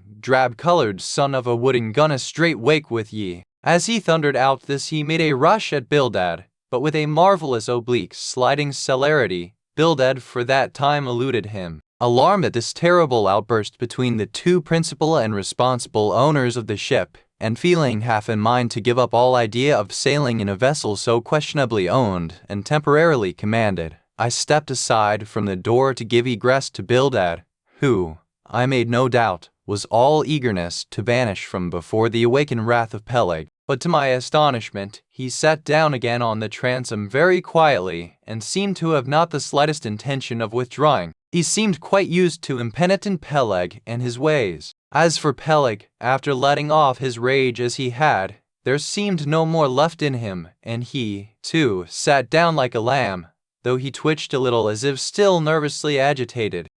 He whistled at last. "The squall's gone off to leeward, I think. Bildad, thou used to be good at sharpening a lance. Mend that pen, will ye? My jackknife here needs the grindstone." "That's he. Thank ye, Bildad. Now then, my young man, Ishmael's thy name, didn't ye say? Well then, down ye go here, Ishmael, for the 300th lay." "Captain Peleg," said I have a friend with me who wants to ship too. Shall I bring him down tomorrow?" "To be sure," said Peleg. "Fetch him along, and we'll look at him." "What lay does he want?" groaned Bildad, glancing up from the book in which he had again been burying himself. "Oh, never thee mind about that, Bildad," said Peleg. Has he ever whaled at any? Turning to me. Killed more whales than I can count, Captain Peleg. Well, bring him along then. And after signing the papers, off I went, nothing doubting but that I had done a good morning's work, and that the Pequod was the identical ship that Yojo had provided to carry Queequeg and me round the Cape. But I had not proceeded far when I began to bet me that the captain with whom I was yet remained entertaining me, though, indeed, in many cases, a wit would be completely fitted out, and receive all her crew on board, ere the captain makes himself visible by arriving to take command, for sometimes these voyages are so long, and the short intervals of home of eating brief, that if the captain have a family, or any other concern of that sort, he does not trouble of much about his ship in port, but leaves her to the owner till all is ready for sea. However, it is always as well to have a look at him before irrevocably committing yourself into his hands. Turning back, I accosted Captain Peleg, inquiring where Captain Ahab was to be found. And what dost thou want of Captain Ahab? It's all right enough. Thou art shipped. Yes, but I should like to see him. But I don't think thou wilt be able to at present. I don't know exactly what's the matter with him, but he keeps close inside the house, is sort of sick, and yet he don't look so. In fact, he ain't sick, but no, he isn't well either. Anyhow, young man, he won't always see me, so I don't suppose he will thee. He is a queer man, Captain Ahab, so some think, but a good one. Oh, thou'lt like him well enough.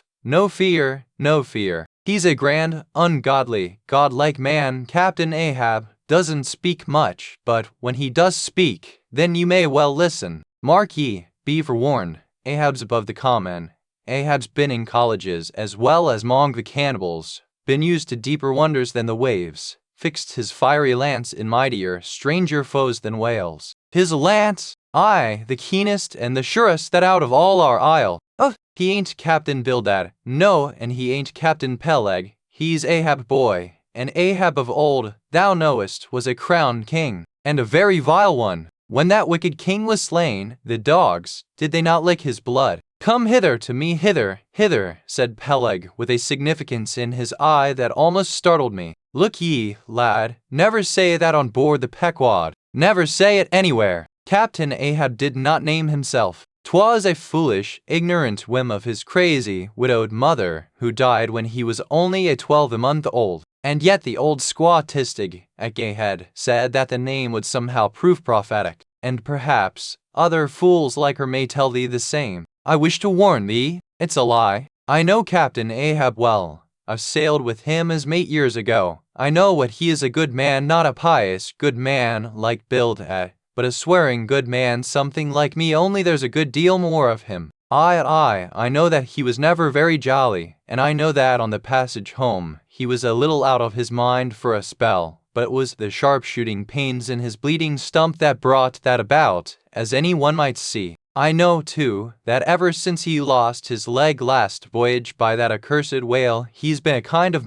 desperate moody, and savage sometimes, but that will all pass off. And once for all, let me tell thee and assure thee, young man, it's better to sail with a moody good captain than a laughing bad one. So goodbye to thee, and wrong not Captain Ahab, because he happens to have a wicked name. Besides, my boy, he has a wife not 3 voyages wedded, a sweet, resigned girl. Think of that. By that sweet girl that old man has a child. Hold ye then there can be any utter, hopeless harm in Ahab? No, my lad, stricken, blasted, if he be, Ahab has his humanities. As I walked away, I was full of thoughtfulness. What had been incidentally revealed to me of Captain Ahab filled me with a certain wild vagueness of painfulness concerning him, and somehow, at the time, I felt as sympathy as sorrow for him, but for I don't know what, unless it was the cruel loss of his leg, and yet I also felt a strange awe of him. But that sort of awe, which I cannot at all describe, was not exactly awe. I do not know what it was, but I felt it, and it did not disincline me towards him, though I felt impatience at what seemed like mystery in him, so imperfectly as he was known to me then. However, my thoughts were at length carried in other directions, so that for the present dark Ahab slipped my mind.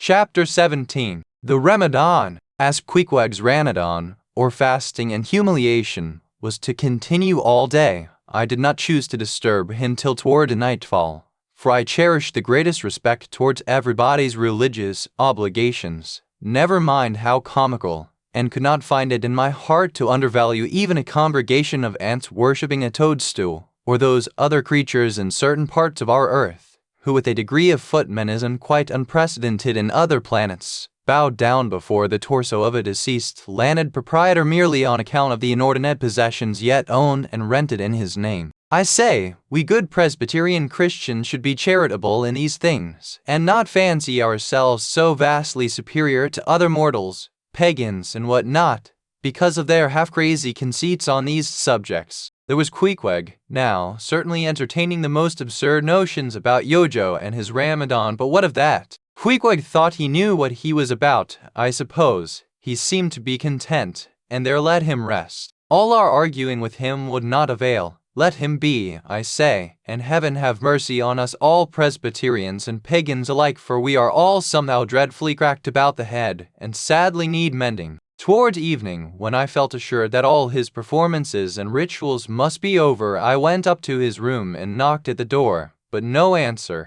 I tried to open it, but it was fastened inside. Queequeg, said I softly through the keyhole, all silent. I say, Queequeg, why don't you speak? It's I, Ishmael. But all remained still as before. I began to grow alarmed. I had allowed him such abundant time, I thought he might have had an apoplectic fit. I looked through the keyhole, but the door opening into an odd corner of the room, the keyhole prospect was but a crooked and sinister one. I could only see part of the footboard of the bed and a line of the wall, but nothing more. I was surprised to behold resting against the wall the wooden shaft of Queequeg's harpoon, which the landlady the evening previous had taken from him, before our mounting to the chamber. That's strange, thought I. But at any rate, since the harpoon stands yonder, and he seldom or never goes abroad without it, therefore he must be inside here, and no possible mistake. Queequeg! Exclamation! Queequeg! All still. Something must have happened. Apoplexy! I tried to burst open the door, but it stubbornly resisted. Running downstairs, I quickly stated my suspicions to the first person I met, the chambermaid. What?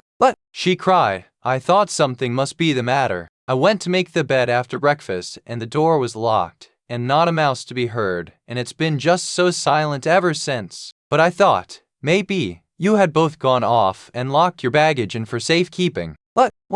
Ma'am! Exclamation mistress. Mother! Mezes! Huther! Apoplexy! And with these cries, she ran toward the kitchen, I following. Mezes! Hussy soon appeared, with a mustard pot in one hand and a vinegar crute in the other, having just broken away from the occupation of attending to the castors and scolding her little black boy meantime. Woodhouse! Cried I. Which way to it? Run for God's sake, and fetch something to pry open the door. The axe! Exclamation! The axe! He's had a stroke, depend upon it. And so saying, I was unmethodically rushing upstairs again empty-handed, when Mrs. Hussy interposed the mustard pot and vinegar crute, and the entire castor of her countenance. What's the matter with you, young man? Get the axe. For God's sake, run for the doctor, someone, while I pry it open. Look here, said the landlady, quickly putting down the vinegar crute so as to have one hand free.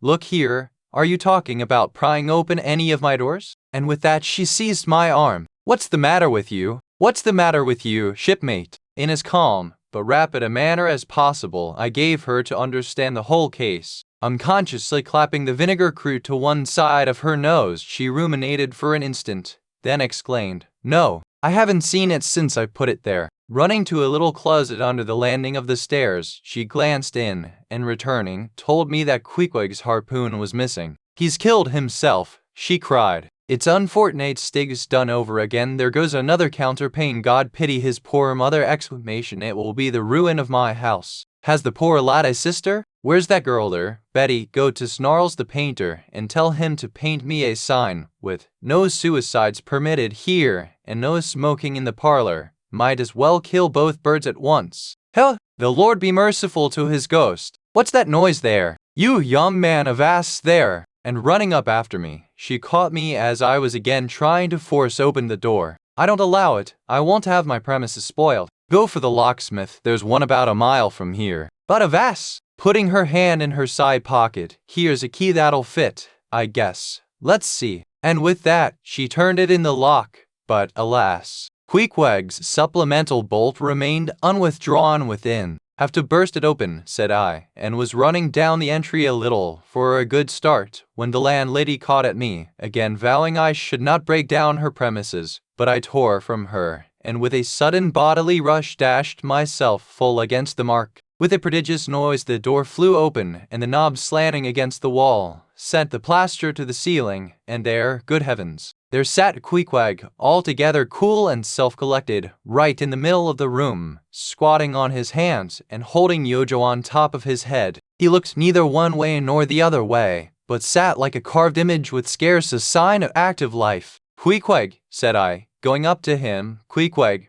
what's the matter with you? He ain't been a-sittin' so all day, has he?" said the landlady. But all we said, not a word could we drag out of him. I almost felt like pushing him over, so as to change his position, for it was almost intolerable.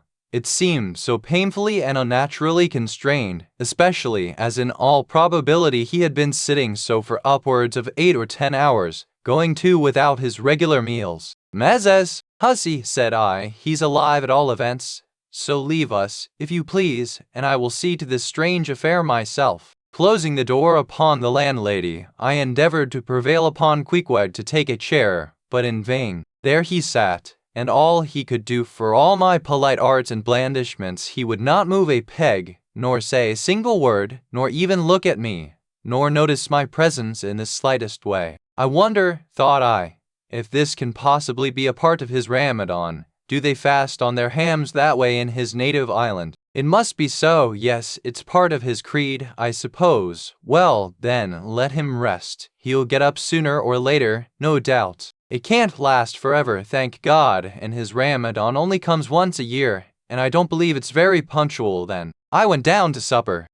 After sitting a long time listening to the long stories of some sailors who had just come from a plum-pudding voyage, as they called it, that is, a short whaling voyage in a schooner or brig confined to the north of the line, in the Atlantic Ocean only. After listening to these plum-puddingers till nearly 11 o'clock, I went upstairs to go to bed, feeling quite sure by this time Queequeg must certainly have brought his Ramadan to a termination. But no, there he was just where I had left him. He had not stirred an inch. I began to grow vexed with him.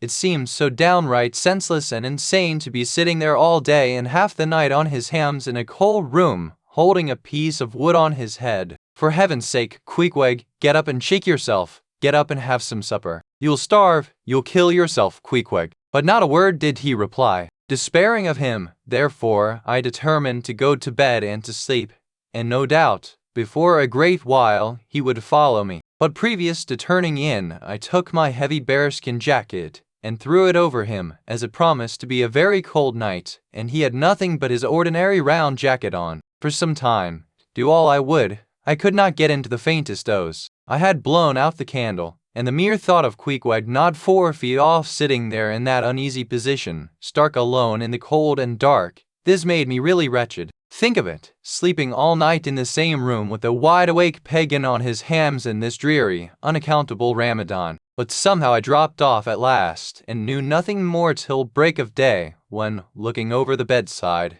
there squatted Queequeg as if he had been screwed down to the floor. But as soon as the first glimpse of sun entered the window, up he got, with stiff and grating joints, but with a cheerful look, limped toward me where I lay, pressed his forehead again against mine, and said his Ramadan was over. Now, as I'd afore hinted, I have no objection to any person's religion, be it what it may, so long as that person does not kill or insult any other person, because that other person don't believe it also. But when a man's religion becomes really frantic, when it is a positive torment to him, and, in fine, makes this earth of ours an uncomfortable inn to lodge in, then I think it high time to take that individual aside and argue the point with him. And just so I nodded with Queequeg. "Queequeg," said I, "get into bed now, and lie and listen to me." I then went on, beginning with the rise and progress of the primitive religions, and coming down to the various religions of the present time, during which time I labored to show Queequeg that all these Lents, Ramadans, and prolonged ham-squattings in cold,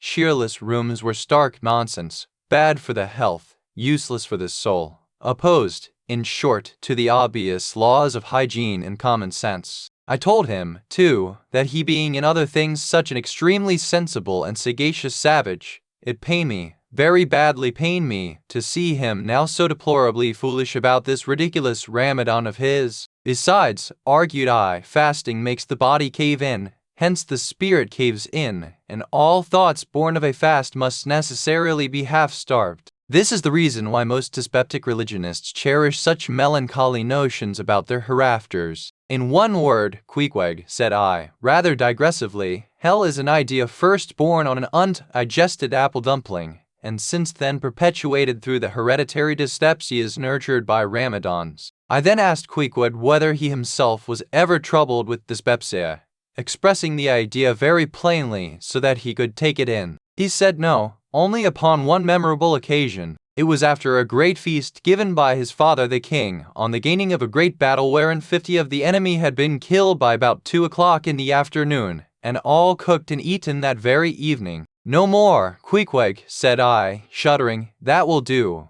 for I knew the inferences without his further hinting them. I had seen a sailor who had visited that very island, and he told me that it was the custom, when a great battle had been gained there, to barbecue all the slain in the yard or garden of the victor, and then, one by one, they were placed in great wooden trenchers and garnished round like a pilau, with breadfruit and coconuts, and with some parsley in their mouths, were sent round with the victor's compliments to all his friends, just as though these presents were so many Christmas turkeys. After all, I do not think that my remarks about religion made much impression upon Queequeg, because, in the first place, he somehow seemed dull of hearing on that important subject, unless considered from his own point of view, and, in the second place, he did not more than 1/3 understand me, couch my ideas simply as I would, and, finally, he no doubt thought he knew a good deal more about the true religion than I did. He looked at me with a sort of condescending concern and compassion,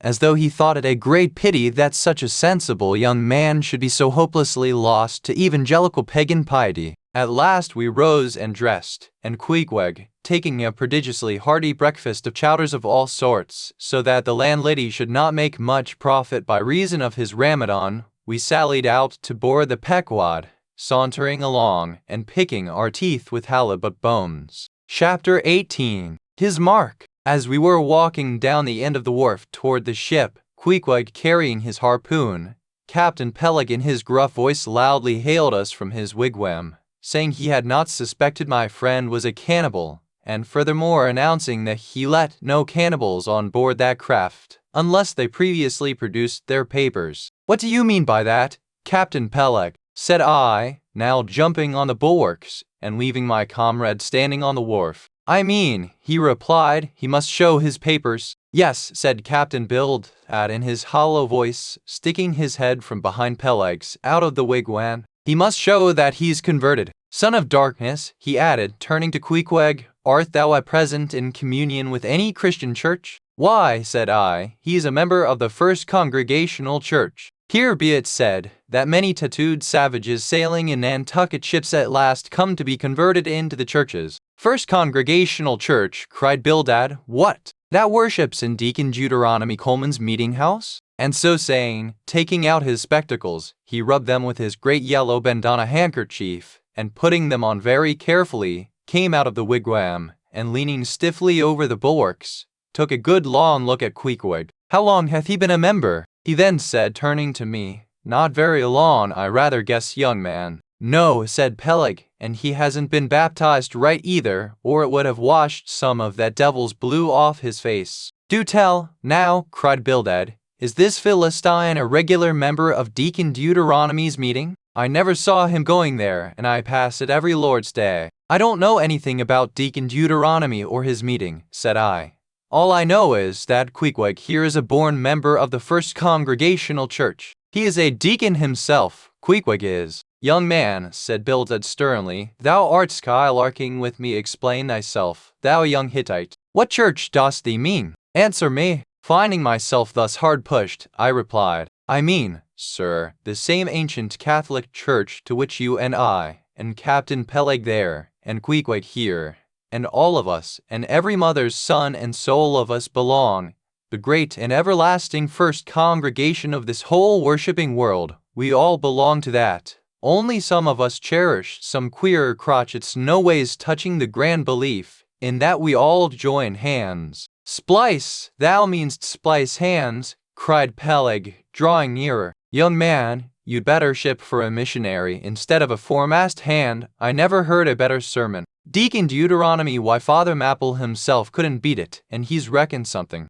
Come aboard, never mind about the papers. I say, tell Quahog there, what's that you call him? Tell Quahog to step along. By the great anchor, what a harpoon he's got there. Looks like good stuff that, and he handles it about right. I say, Quahog, or whatever your name is, did you ever stand in the head of a whale boat? Did you ever strike a fish? Without saying a word, Queequeg, in his wild sort of way, jumped upon the bulwarks, from thence into the bows of one of the whale boats hanging to the side, and then bracing his left knee, and poising his harpoon, cried out in some such way as this, Captain, you see him small drop tar on water dere. You see him? Well, s'pose him one whale eye, well, den. And taking sharp aim at it, he darted the iron right over old Bildad's broad brim, clean across the ship's decks, and struck the glistening tar spot out of sight. Now, said Queequeg, quietly hauling in the line, s'pose him whaley eye, why, dad whale dead. Quick, Bildad, said Peleg, his partner, who, aghast at the close vicinity of the flying harpoon, had retreated toward the cabin gangway. Quick, I say, you Bildad, and get the ship's papers. We must have Hedgehog there, I mean Quahog, in one of our boats. Look ye, Quahog will give ye the 90th lay, and that's more than ever was given a harpooneer yet out of Nantucket. So down we went into the cabin, and to my great joy Queequeg was soon enrolled among the same ship's company to which I myself belonged. When all preliminaries were over and Peleg had got everything ready for signing, he turned to me and said, I guess, Quahog, there don't know how to write, does he? I say, Quahog, blast ye! Dost thou sign thy name or make thy mark? But at this question, Queequeg, who had twice or thrice before taken part in similar ceremonies, looked no ways abashed, but taking the offered pen, copied upon the paper in the proper place an exact counterpart of a queer round figure which was tattooed upon his arm, so that through Captain Peleg's obstinate mistake touching his appellative, it stood something like this, Quahog his X mark. Meanwhile Captain Bildad sat earnestly and steadfastly eyeing Queequeg, and at last rising solemnly and fumbling in the huge pockets of his broad-skirted drab coat, took out a bundle of tracts, and selecting one entitled The Latter Day Coming, or No Time to Lose, placed it in Queequeg's hands, and then grasping them and the book with both his, looked earnestly into his eyes, and said, Son of darkness, I must do my duty by thee. I am part owner of this ship, and feel concerned for the souls of all its crew. If thou still clingest to thy pagan ways, which I sadly fear, I beseech thee, remain not for I a Belial bondsman. Spurn the idle bell, and the hideous dragon, turn from the wrath to come, my nine eye, I say, oh, goodness gracious, steer clear of the fiery pit. Something of the salt sea yet lingered in old Bildad's language, heterogeneously mixed with scriptural and domestic phrases. Avast there, Bildad, avast now spoiling our harpooneer, cried Peleg. Pious harpooneers never make good voyagers, it takes the shark out of 'em. No harpooneer is worth a straw who ain't pretty sharkish. There was young Nat Swain, once the bravest boat header out of Alton, Nantucket, and the Vineyard. He joined the meeting, and never came to good. He got so frightened about his plague eye soul, that he shrinked and sheered away from whales, for fear of afterclaps, in case he got stow and went to Davy Jones. Thou said Bildad, lifting his eyes and hands, thou thyself, as I myself, hast seen many a perilous time. Thou knowest, Peleg, what it is to have the fear of death. How, then, canst thou prate in this ungodly guise? Thou beliest thine own heart, Peleg. Tell me, when the same Pequot here had her 3 masts overboard in that typhoon on Japan, that same voyage when thou went mate with Captain Ahab, didst thou not think of death and the judgment ben? Hear him now, cried Peleg, marching across the cabin, and thrusting his hands far down into his pockets. Hear him, all of ye. Think of that, when every moment we thought the ship would sink. Death and the judgment then?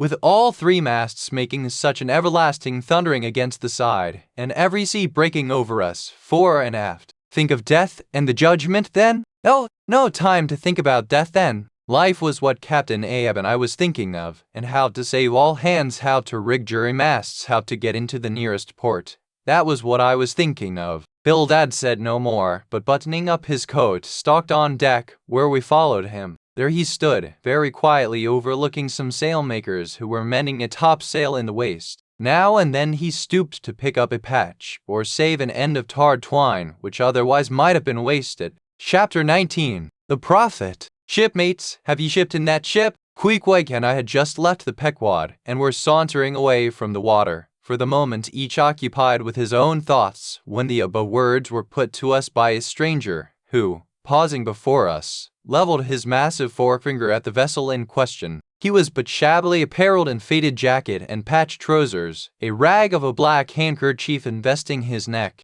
A confluent smallpox had in all directions flowed over his face, and left it like the complicated ribbed bed of a torrent when the rushing waters have been dried up. Have ye shipped in her? He repeated. You mean the ship Pequod, I suppose, said I, trying to gain a little more time for an uninterrupted look at him. Aye, the Pequod, that ship there, he said, drawing back his whole arm, and then rapidly shoving it straight out from him, with the fixed bayonet of his pointed finger darted full at the object. Yes, said I, we have just signed the articles. Anything down there about your souls? About what? Oh, perhaps you haven't got any, he said quickly. No matter though, I know many chaps that haven't got any good luck to 'em, and they are all the better off for it. A soul's a sort of a fifth wheel to a wagon. What are you jabbering about, shipmate? Said I. He's got enough, though, to make up for all deficiencies of that sort in other chaps, abruptly said the stranger, placing a nervous emphasis upon the word he.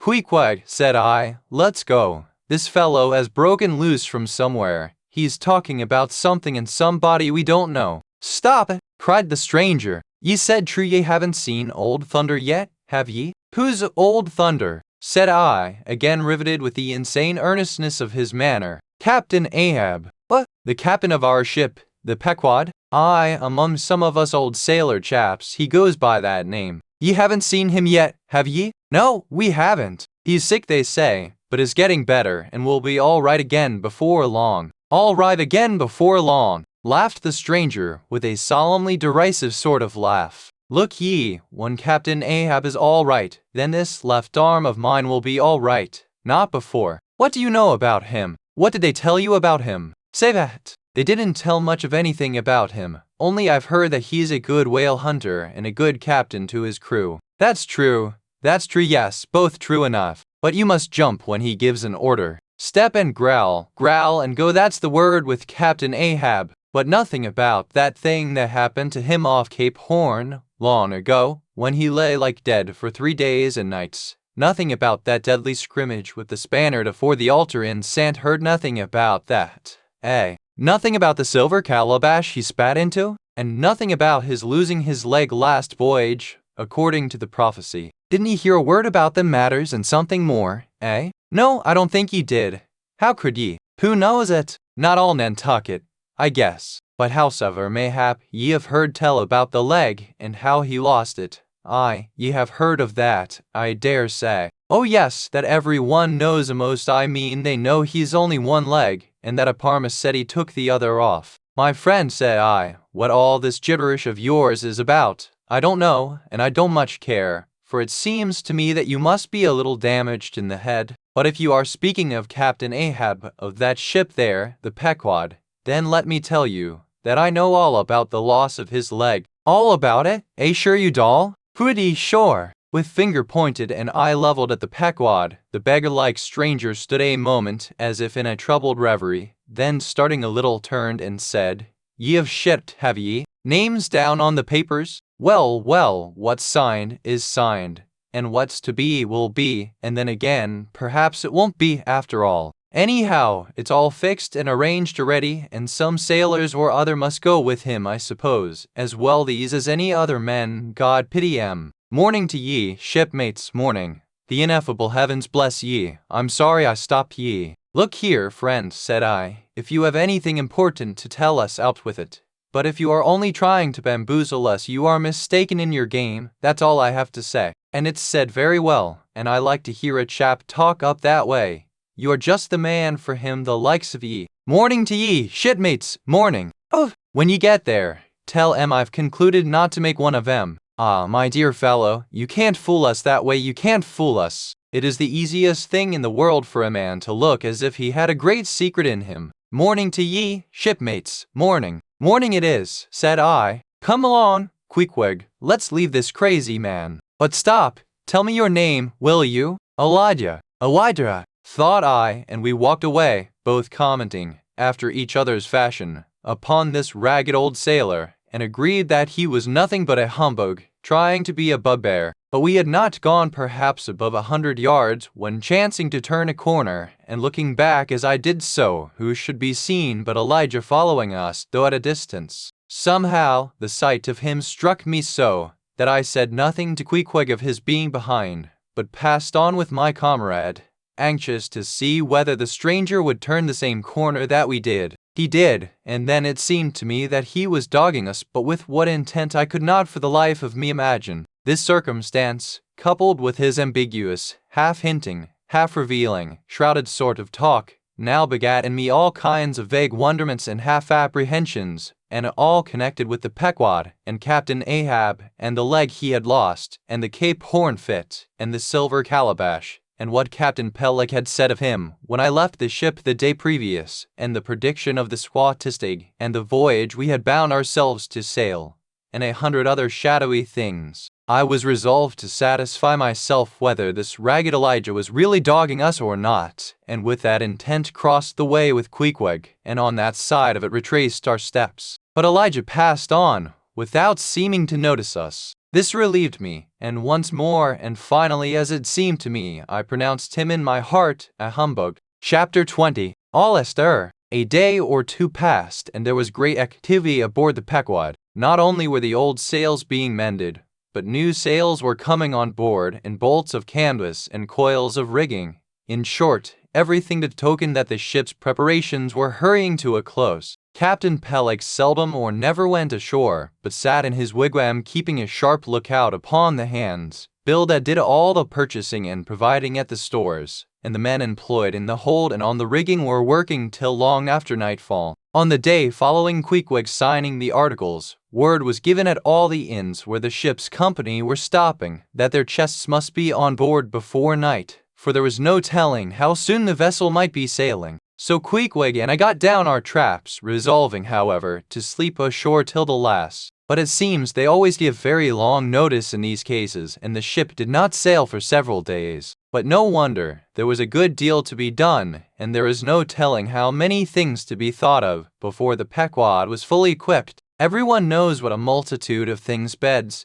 saucepans, knives and forks, shovels and tongs, napkins, nutcrackers, and what not are indispensable to the business of housekeeping. Just so with whaling, which necessitates a 3 years' housekeeping upon the wide ocean, far from all grocers, costermongers, doctors, bakers, and bankers. And though this also holds true of merchant vessels, yet not by any means to the same extent as with whalemen. For besides the great length of the whaling voyage, the numerous articles peculiar to the prosecution of the fishery, and the impossibility of replacing them at the remote harbors usually frequented, it must be remembered that of all ships, whaling vessels are the most exposed to accidents of all kinds, and especially to the destruction and loss of the very things upon which the success of the voyage most depends. Hence, the spare boats, spare spars, and spare lines and harpoons, and spare everythings, almost, but a spare captain and duplicate ship. At the period of our arrival at the island,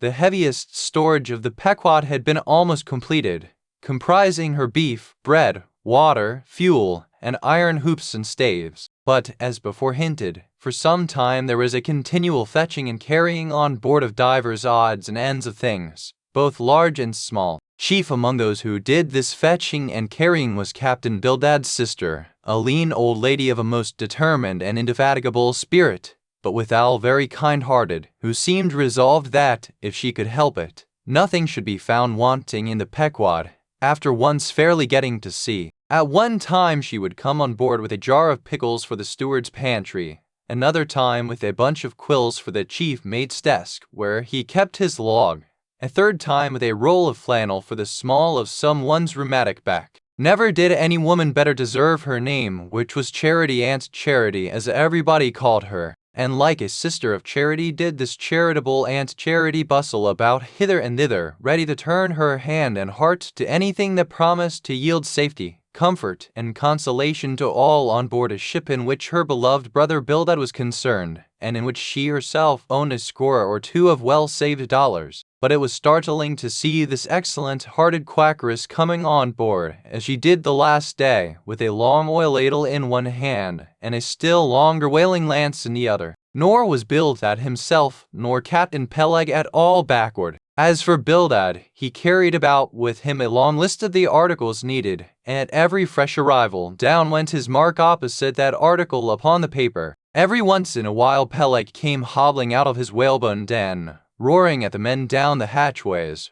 roaring up to the riggers at the masthead, and then concluded by roaring back into his wigwam. During these days of preparation, Queequeg and I often visited the craft, and as often I asked about Captain Ahab and how he was, and when he was going to come on board his ship. To these questions they would answer that he was getting better and better, and was expected aboard every day. Meantime, the two captains, Peleg and Bildad, could attend to everything necessary to fit the vessel for the voyage. If I had been downright honest with myself, I would have seen very plainly in my heart that I did but half fancy being committed this way to so long a voyage, without once laying my eyes on the man who was to be the absolute dictator of it, so soon as the ship sailed out upon the open sea. But when a man suspects any wrong, it sometimes happens that if he be already involved in the matter, he insensibly strives to cover up his suspicions even from himself. And much this way it was with me. I said nothing, and tried to think nothing.